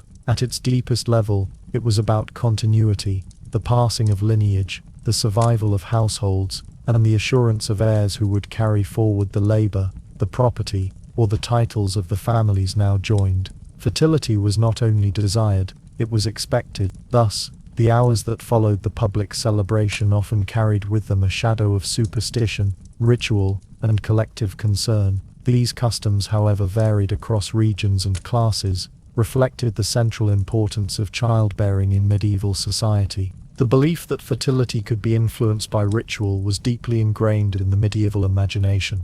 In rural communities, where cycles of sowing and harvest shaped every aspect of life, human fertility was seen as part of the same natural order. Just as crops depended on soil, weather, and blessing, so too did children depend not only on natural acts, but also on divine favor and protective customs. A barren marriage was considered more than a private sorrow. It was a disruption of the expected order, sometimes interpreted as a sign of divine displeasure, witchcraft, or the lingering effects of sin. To guard against such misfortune, communities devised rituals to encourage fertility and secure the prosperity of the new household. One of the most common practices was the bedding ceremony, in which the bride and groom were escorted to their bed by members of the wedding party. While the degree of formality varied, the underlying purpose was the same: to affirm through ritual that the marriage would be consummated. In noble households, this might be a highly orchestrated event, with attendants, relatives, and clergy leading the couple in a torchlit procession to the bridal chamber, offering blessings, prayers, and symbolic gestures along the way. In peasant homes it might be simpler, with neighbors or family members accompanying the bride, sometimes with ribald songs or playful gestures meant to lessen anxiety and encourage intimacy. Yet in both settings, the act of guiding the couple to bed was more than practical. It was communal assurance that the union was properly established. Alongside the bedding came superstitions meant to promote fertility. Certain foods were thought to encourage conception and were offered to the couple on their wedding night. Eggs, nuts, honey, and spiced wine all carried symbolic associations with vitality and generative power. In some regions, wheat or barley was scattered over the bed, echoing the ancient connection between agriculture and human reproduction. The breaking of bread together, or the sharing of sweetmeats, symbolized not only unity, but also the hoped-for sweetness of children to come. Charms and blessings also played their part. The priest's prayers during the ceremony often included petitions for fruitful union, invoking biblical examples of patriarchs and matriarchs whose households were filled with children. In local custom, herbs or talismans might be placed discreetly in the bridal chamber: rosemary for remembrance, rue for protection, and certain roots believed to ward off infertility. Midwives, though not formally part of the wedding, sometimes shared whispered advice with the bride, passing on inherited knowledge of how to encourage conception, drawing from both folk wisdom and practical experience. The fertility customs of the nobility carried an added layer of gravity. For a peasant couple, children meant helping hands in the fields, security in old age, and the continuation of family name. For a noble pair, children meant heirs, legitimate successors who would inherit lands, titles, and political alliances secured through marriage. A barren noblewoman could face dismissal, annulment, or disgrace, while a nobleman might be pressured to take lovers or arrange for heirs through less formal means. This weight of expectation infused noble weddings with heightened concern for fertility, making the rituals surrounding it all the more significant. Chroniclers occasionally noted the eagerness with which blessings for fertility were spoken, sometimes even recording miracles or unusual signs on the wedding night interpreted as divine approval. Yet, even in humbler settings, the anxiety around fertility was palpable. The survival of rural communities depended on children not only being born, but surviving the harsh conditions of medieval life. High infant mortality made every successful birth an uncertain blessing, and families often sought divine and supernatural aid at the very start of marriage, believing that how the union began might influence its future fruitfulness. To be childless was not only to face personal sorrow but to risk social judgment and economic vulnerability, for households without heirs could lose land, labor, or stability. The community's participation in fertility rituals could seem intrusive to modern sensibilities, yet in the medieval worldview reproduction was never purely private. Just as the vows had been spoken publicly, and the feast shared communally, so too the hope for children was expressed through shared customs, laughter, and blessing. By accompanying the couple to bed, by offering foods, prayers, and charms, the community symbolically took part in ensuring that the marriage would fulfill its purpose. It is important to remember that medieval people saw no sharp division between the sacred and the superstitious. A priest's blessing might be followed by the sprinkling of barley, and both acts were considered necessary. Divine favor was sought, but so too was the manipulation of natural and unseen forces through charms and rituals. Together these practices formed a kind of protective web, meant to guard the fragile threshold between marriage's beginning and the uncertain path toward family life. As the night stretched into silence and the festivities subsided, the couple found themselves at the heart of these expectations, the weight of fertility customs pressing invisibly upon them. They lay beneath sheets scented with herbs, in chambers warmed by torches or fire, aware that their union was no longer theirs alone but bound up with the hopes of their kin, their neighbors, and even their rulers. The fertility rituals, whether solemn prayers or playful gestures, framed their first night not as private retreat, but as the next essential stage of the marriage, one that would determine whether the vows spoken at the church door bore the fruit society demanded. And in the days that followed, when the feast's remnants were cleared away and the music had faded into memory, the true measure of the marriage would gradually unfold, not in the wealth of food or the beauty of garments, but in the ability of the household to grow, in children, in prosperity, and in stability, as the community expected, and the church continually blessed. When the first night of marriage passed into dawn, the atmosphere of quiet hope and solemnity gave way to another layer of the wedding tradition, the giving of gifts. Medieval weddings, whether among peasants or nobles, were not only moments of ritual and celebration but also occasions for the redistribution of wealth, the strengthening of bonds, and the reaffirmation of obligations between families and communities. Gifts in this context were not frivolous or incidental.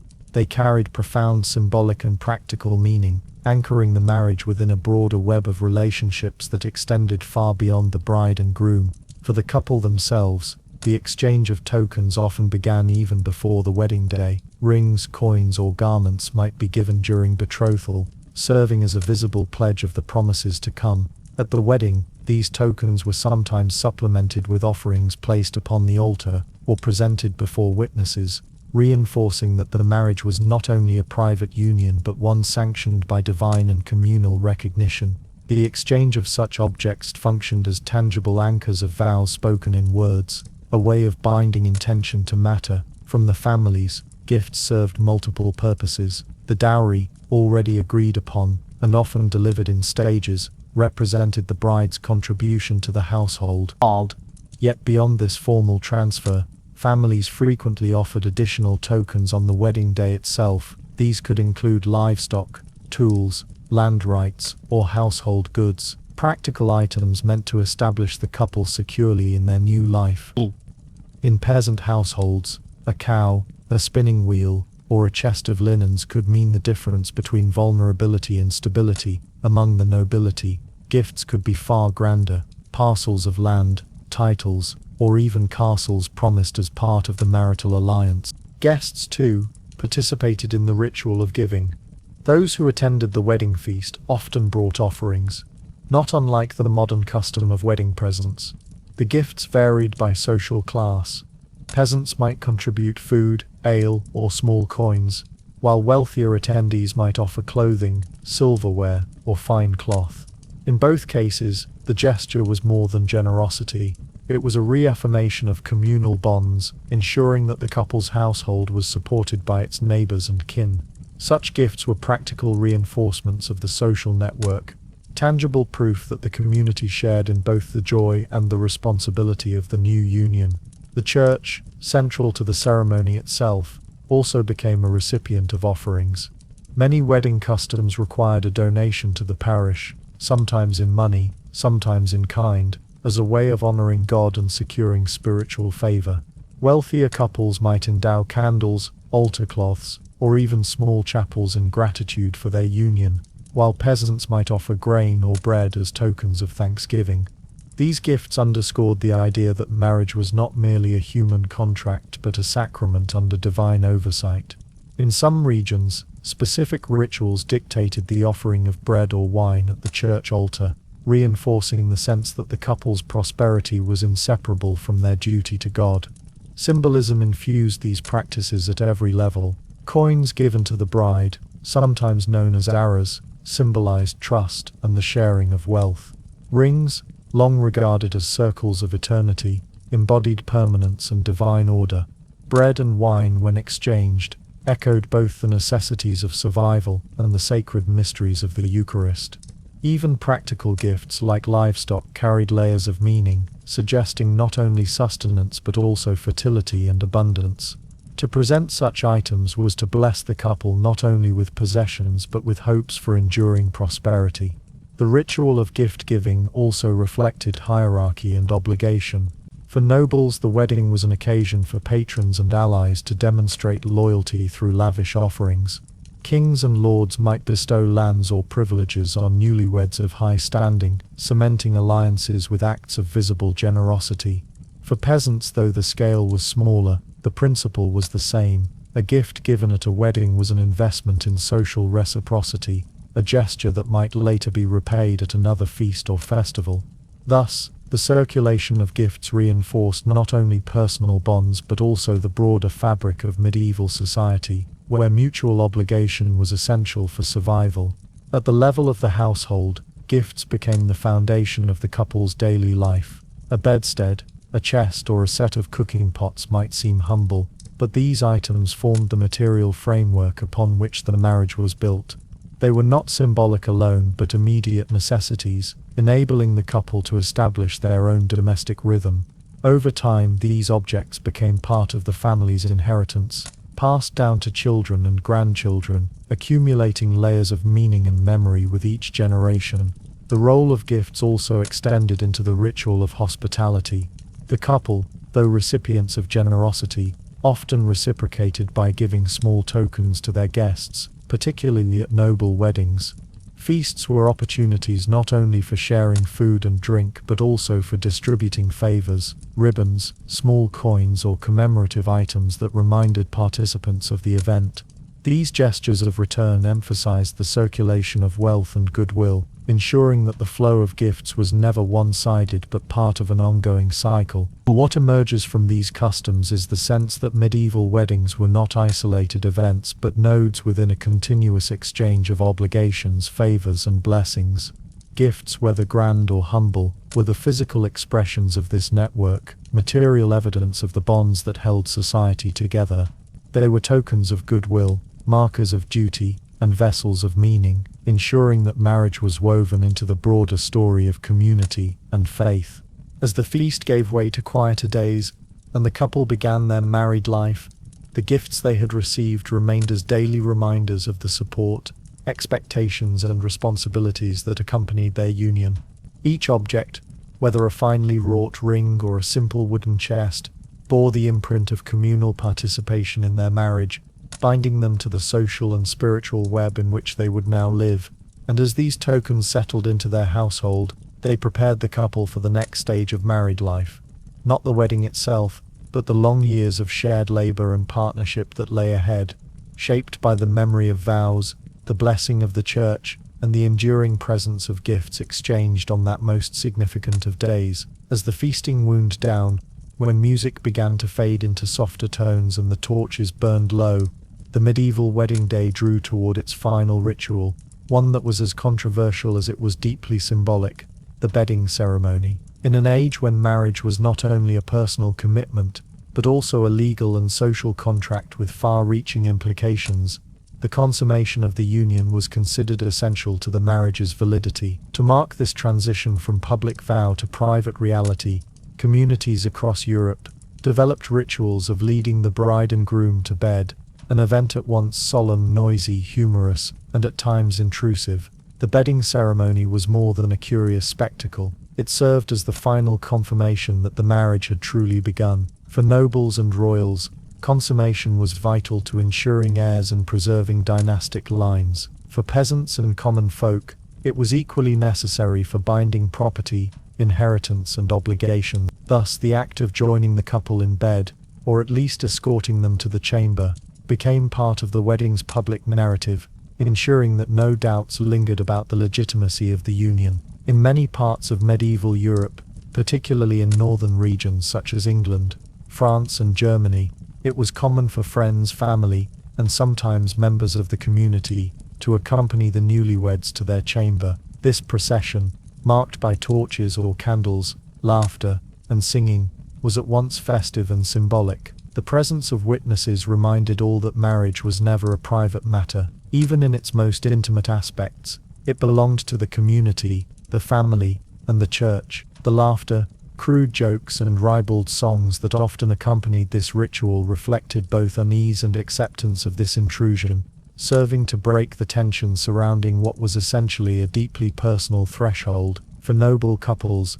the bedding ceremony could be highly formalized. Chroniclers record instances where kings and queens were solemnly led to their chamber by courtiers, bishops, and attendants. Sometimes the bedding itself was blessed by a priest, who sprinkled holy water and offered prayers for fertility and prosperity. In certain cases, royal consummation was even witnessed or verified by attendants, a practice that may seem shocking today, but reflected the enormous political weight carried by marriage among rulers. A royal bed was not merely a private space, it was the cradle of dynasties where the future of kingdoms was secured. Among common folk, the rituals were less grand but no less meaningful. In peasant villages, the community often accompanied the couple with playful teasing, bawdy songs, and rustic humor. Friends might tie knots in the bedclothes or place symbolic objects, such as grain for fertility, herbs for protection, or even shoes to represent dominance,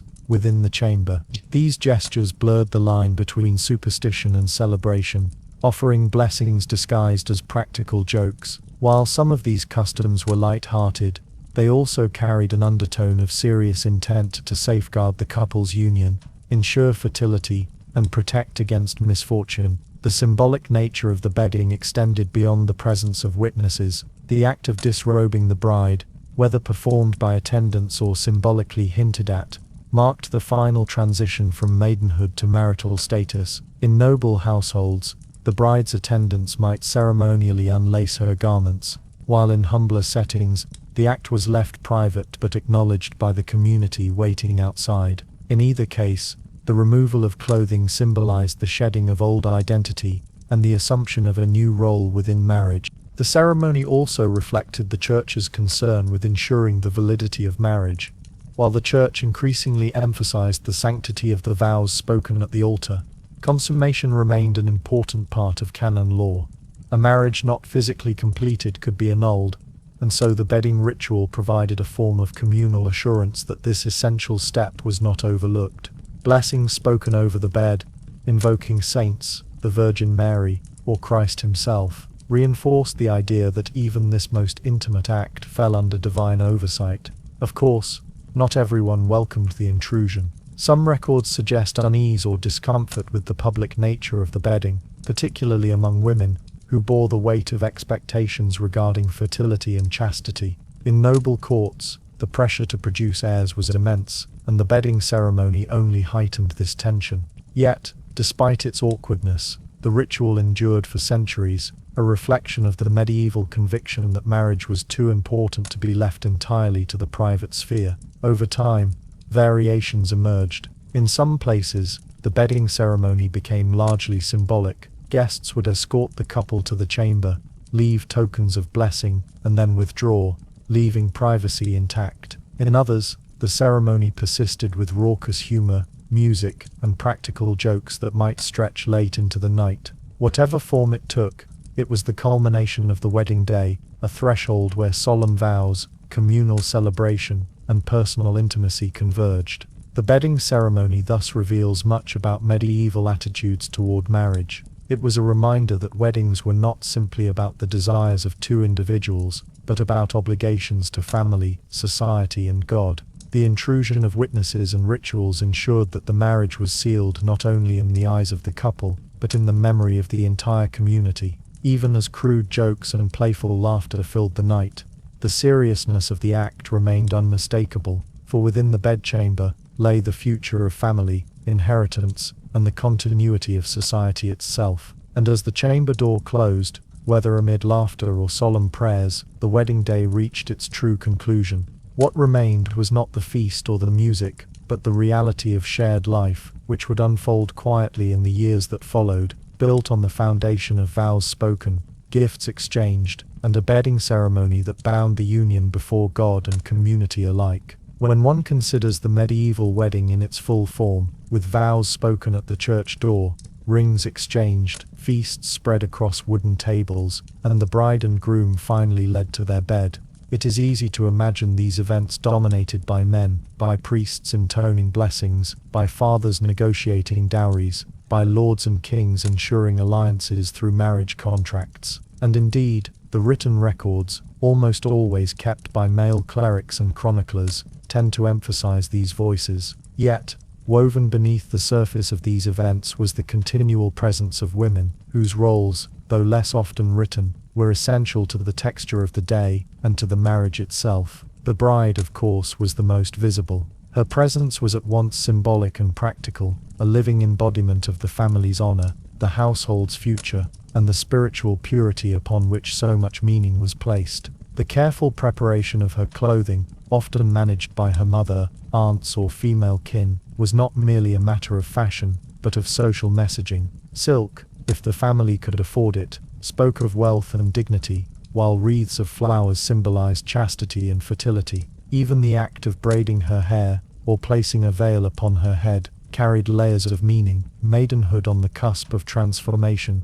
the concealment of private self for the public role of wife, and the continuity of women's traditions passed from generation to generation. But beyond the bride herself, women of the community shaped the wedding in countless ways. Noble women, when arranging alliances, were sometimes the unseen negotiators, whispering in halls or guiding their husbands' choices. While legal contracts bore the signatures and seals of men, many marriages came about through the quiet influence of mothers who advised, suggested, or reminded their sons and daughters of potential unions. Their counsel, though rarely recorded, helped secure bonds between families, and their knowledge of kinship networks could be as valuable as any scribe's parchment. During preparations, the female relatives bore a heavy share of responsibility. In households both rich and poor, it was women who spun, sewed, and embroidered garments, who prepared linens for the couple's chamber, and who brewed ale or baked bread for the feast.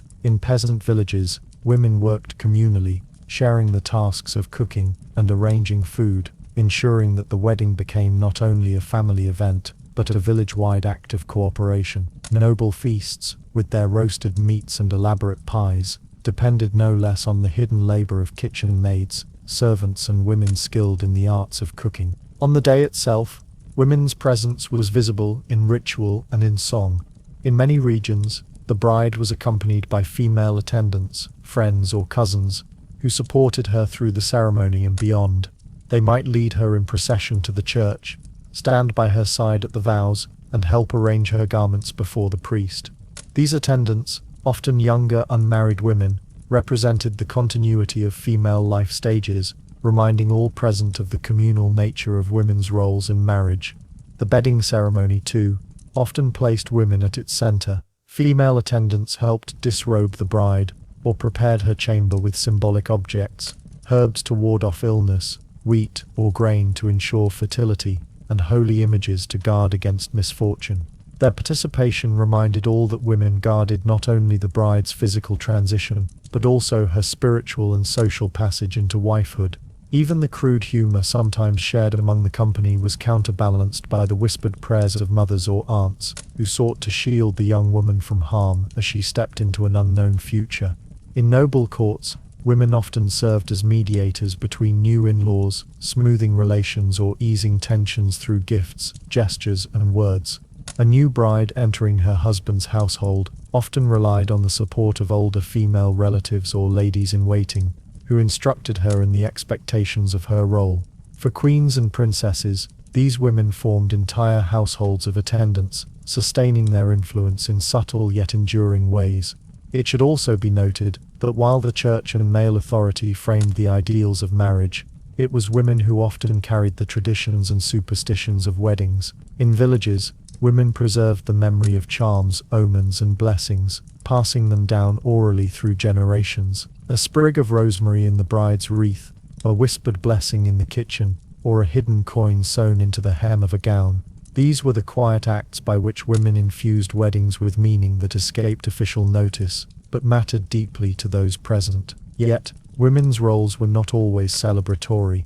For many brides, marriage was less a choice than an obligation, and behind the rituals lay the reality of departure from one household into another. Mothers, sisters, and female kin were often those who bore the grief of separation most keenly, even as they dressed the bride and sang her into her new life. Their voices, both joyful and mournful, added a human depth to the ceremony that legal documents could never capture. In the wider community, older women often played roles as matchmakers or advisors, drawing on their knowledge of family histories, fertility, and practical wisdom. Their influence, while subtle, helped guide the shape of unions and the rhythms of married life thereafter. Even in societies where men's voices dominated the written record, women's lived presence ensured that marriage was not only a male-defined institution, but a shared experience shaped by both genders. In all these ways, women were not passive participants, but active shapers of medieval weddings. Through clothing, labor, ritual, counsel, and tradition, they gave texture and meaning to events that might otherwise have been dominated solely by legal and religious formality.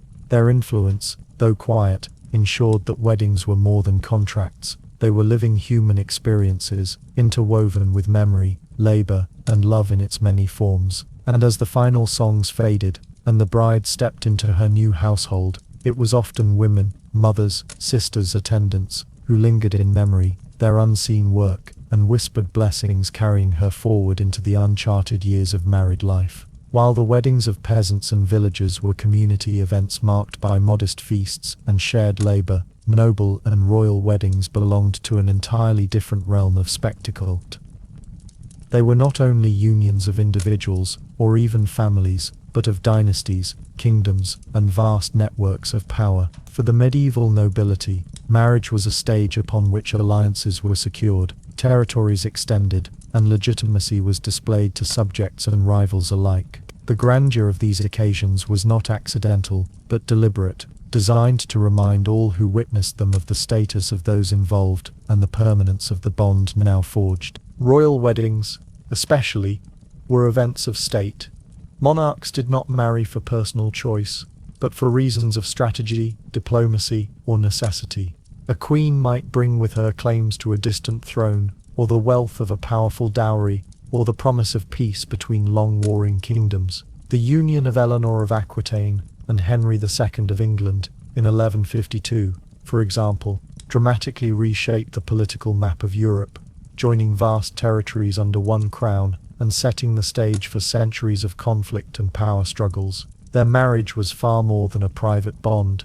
It altered the balance of kingdoms, and its consequences rippled across generations. In contrast to the simple vows exchanged at a church door in a village, noble and royal weddings unfolded with layers of ritual, ceremony, and performance. The processional entries alone could stretch for hours, with heralds, trumpeters, knights, and clergy escorting the couple through streets lined with spectators. Great halls were decorated with banners bearing coats of arms, tapestries woven with biblical and allegorical scenes, and tables groaning under the weight of delicacies sourced from across the known world. Spices from the east, wines from distant vineyards, roasted game, and intricate sugar sculptures reminded all present of the wealth and connections of those at the center of the union. At such weddings, the clothing itself was a statement of power. Brides of noble or royal birth often wore gowns woven with threads of gold and silver, dyed with the richest and most expensive colors, deep crimson, rich purple, or indigo. Their garments might be embroidered with jewels, pearls, and heraldic symbols, linking their family lineage to that of their new husband. Grooms, too, wore armor or robes of equal magnificence, sometimes entering ceremonies dressed in the trappings of war, to remind onlookers that this was a marriage not only of hearts but of armies. Crowns, tiaras, and jewel-encrusted girdles served as visible declarations of status, reminding all present that the bride and groom were not merely individuals, but figures upon whom the fate of nations might rest. The role of the church in these grand weddings was amplified. Bishops, archbishops, and even popes themselves might preside over such unions, ensuring their spiritual and political legitimacy. The location was often chosen with great care, whether a cathedral, abbey, or a palace chapel, each lending sacred authority to the vows spoken. Publicity mattered, for it was not enough for the couple to be wed. The union had to be witnessed, recorded, and remembered. Chroniclers, poets, and minstrels would later recount the event in verse and prose, ensuring that its significance endured in memory and history. Feasts that followed these ceremonies stretched for days, even weeks, with endless courses of food, fountains of wine, and entertainments ranging from jongleurs and minstrels to tournaments and jousts. Knights might compete in displays of martial skill to honor the bride, while musicians filled the air with continuous sound. Such events reinforced the wealth and generosity of the ruling class, reminding those in attendance, and even those who merely heard tales afterward, of the unmatched resources and influence that noble families commanded. Yet beneath the glittering surface of these weddings lay the same core truths that governed marriages at every level of society. They were about continuity, inheritance, and the forging of bonds between groups. In this sense, the peasant girl married at the church door, and the queen betrothed in a cathedral shared something essential, even if the scale of their unions could not have been more different. The difference was that the stakes for noble and royal unions were far higher, their consequences extending far beyond the lives of the individuals involved. One striking feature of such weddings was their use of symbolism. Ritual objects like rings, crowns, or even shared goblets of wine were invested with heightened meaning, carrying not only religious weight but political significance. When Isabella of Castile married Ferdinand of Aragon in 1469, their union symbolized not only the bond of two individuals, but the eventual unification of Spain. Every detail of the wedding, from the garments worn to the gifts exchanged, carried echoes of this larger destiny. Even so, noble and royal weddings were not always untroubled. Political marriages often bound together individuals who barely knew one another, sometimes with vast differences in age, language, or culture. A teenage bride might be sent to a distant land to marry a man decades older, leaving behind her home and kin forever.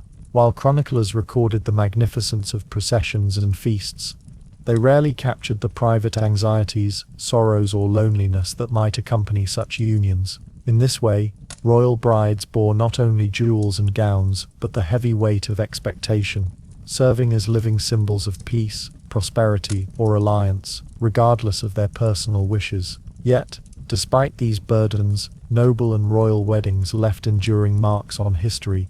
The echoes of their ceremonies shaped politics, defined dynasties, and inspired both reverence and envy. Their splendor contrasted sharply with the simplicity of common weddings, but both in their own ways reflected the medieval understanding of marriage as the cornerstone of society, binding not only two people but whole worlds together. And as the last torches burned low in the halls of castles or palaces, and the chroniclers set down their quills having recorded the spectacle, life moved forward.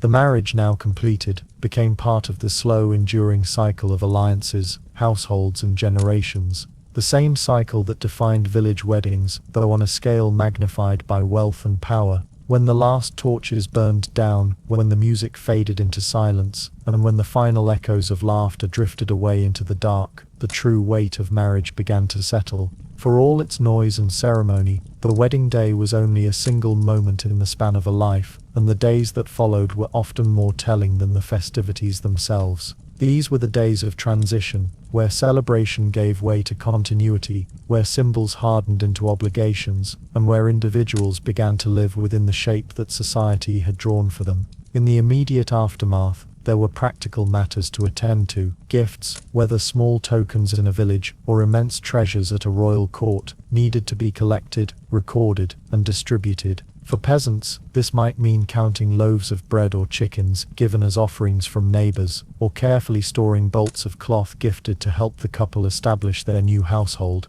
Among nobles and royals, the process was far more formalized. Scribes recorded jewels, vessels of silver, or land grants given to the couple, ensuring that nothing was forgotten, and that obligations were acknowledged. Gifts in these contexts were rarely just gestures of goodwill. They were statements of loyalty, investments in future ties, and often a reminder of the debts that now bound giver and receiver together. Alliances too were cemented in the aftermath. In the case of noble families, the days after the wedding provided an opportunity for negotiations to be finalized and for agreements to be confirmed. If the marriage had been arranged to secure peace, messengers and envoys might carry the news to distant courts, signaling that oaths had been fulfilled. If lands or titles were at stake, documents would be signed and sealed, binding the promises made in the language of law. For villagers, the alliances were subtler, but no less important. Families who had once stood apart were now linked, their fields, tools, and labor sometimes pooled together in the rhythm of daily life.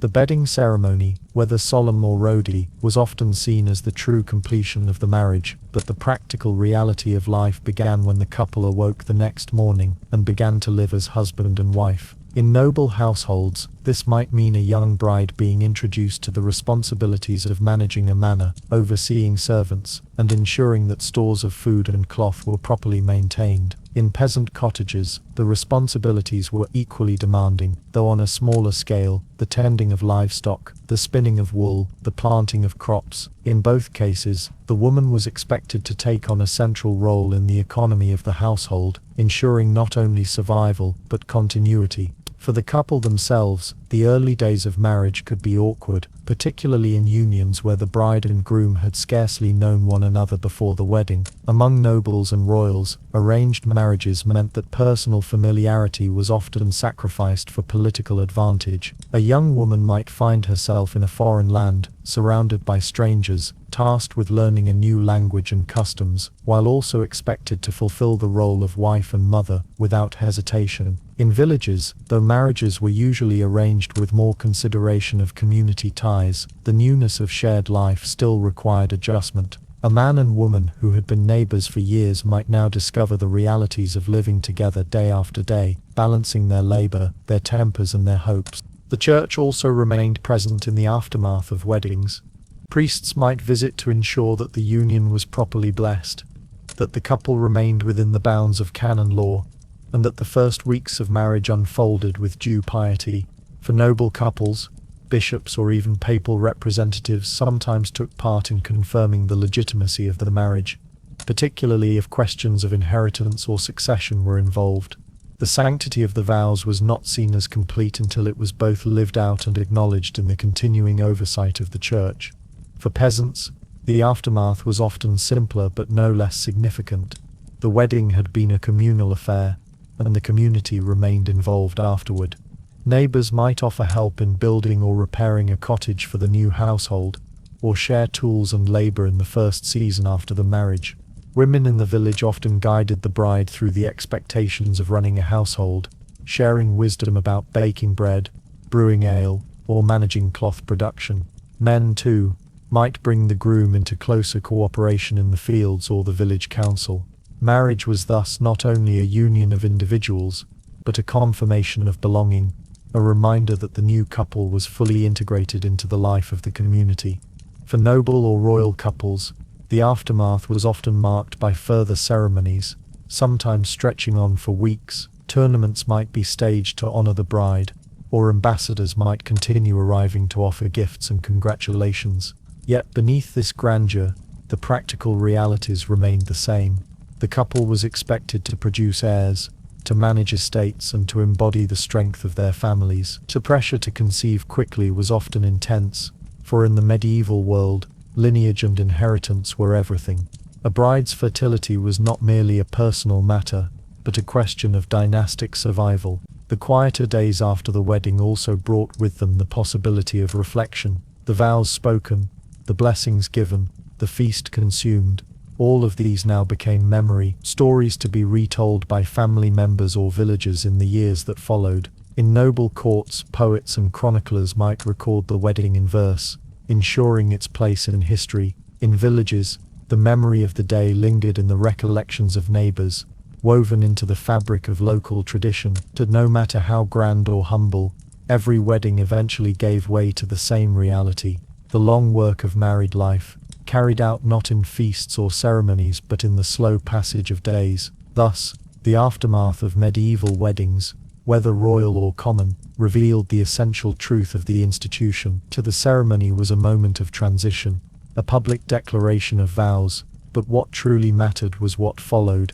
the weaving together of two lives into one household, the forging of alliances that stretched across years, and the steady continuation of society through the rhythm of families. And as the days passed, the memory of the wedding itself slowly receded, leaving behind the enduring pattern of duty, labor, and companionship that lay at the heart of medieval marriage. As the Middle Ages gave way to the Renaissance, and as the Renaissance yielded eventually to the early modern world, the customs and ceremonies that had defined medieval weddings did not disappear.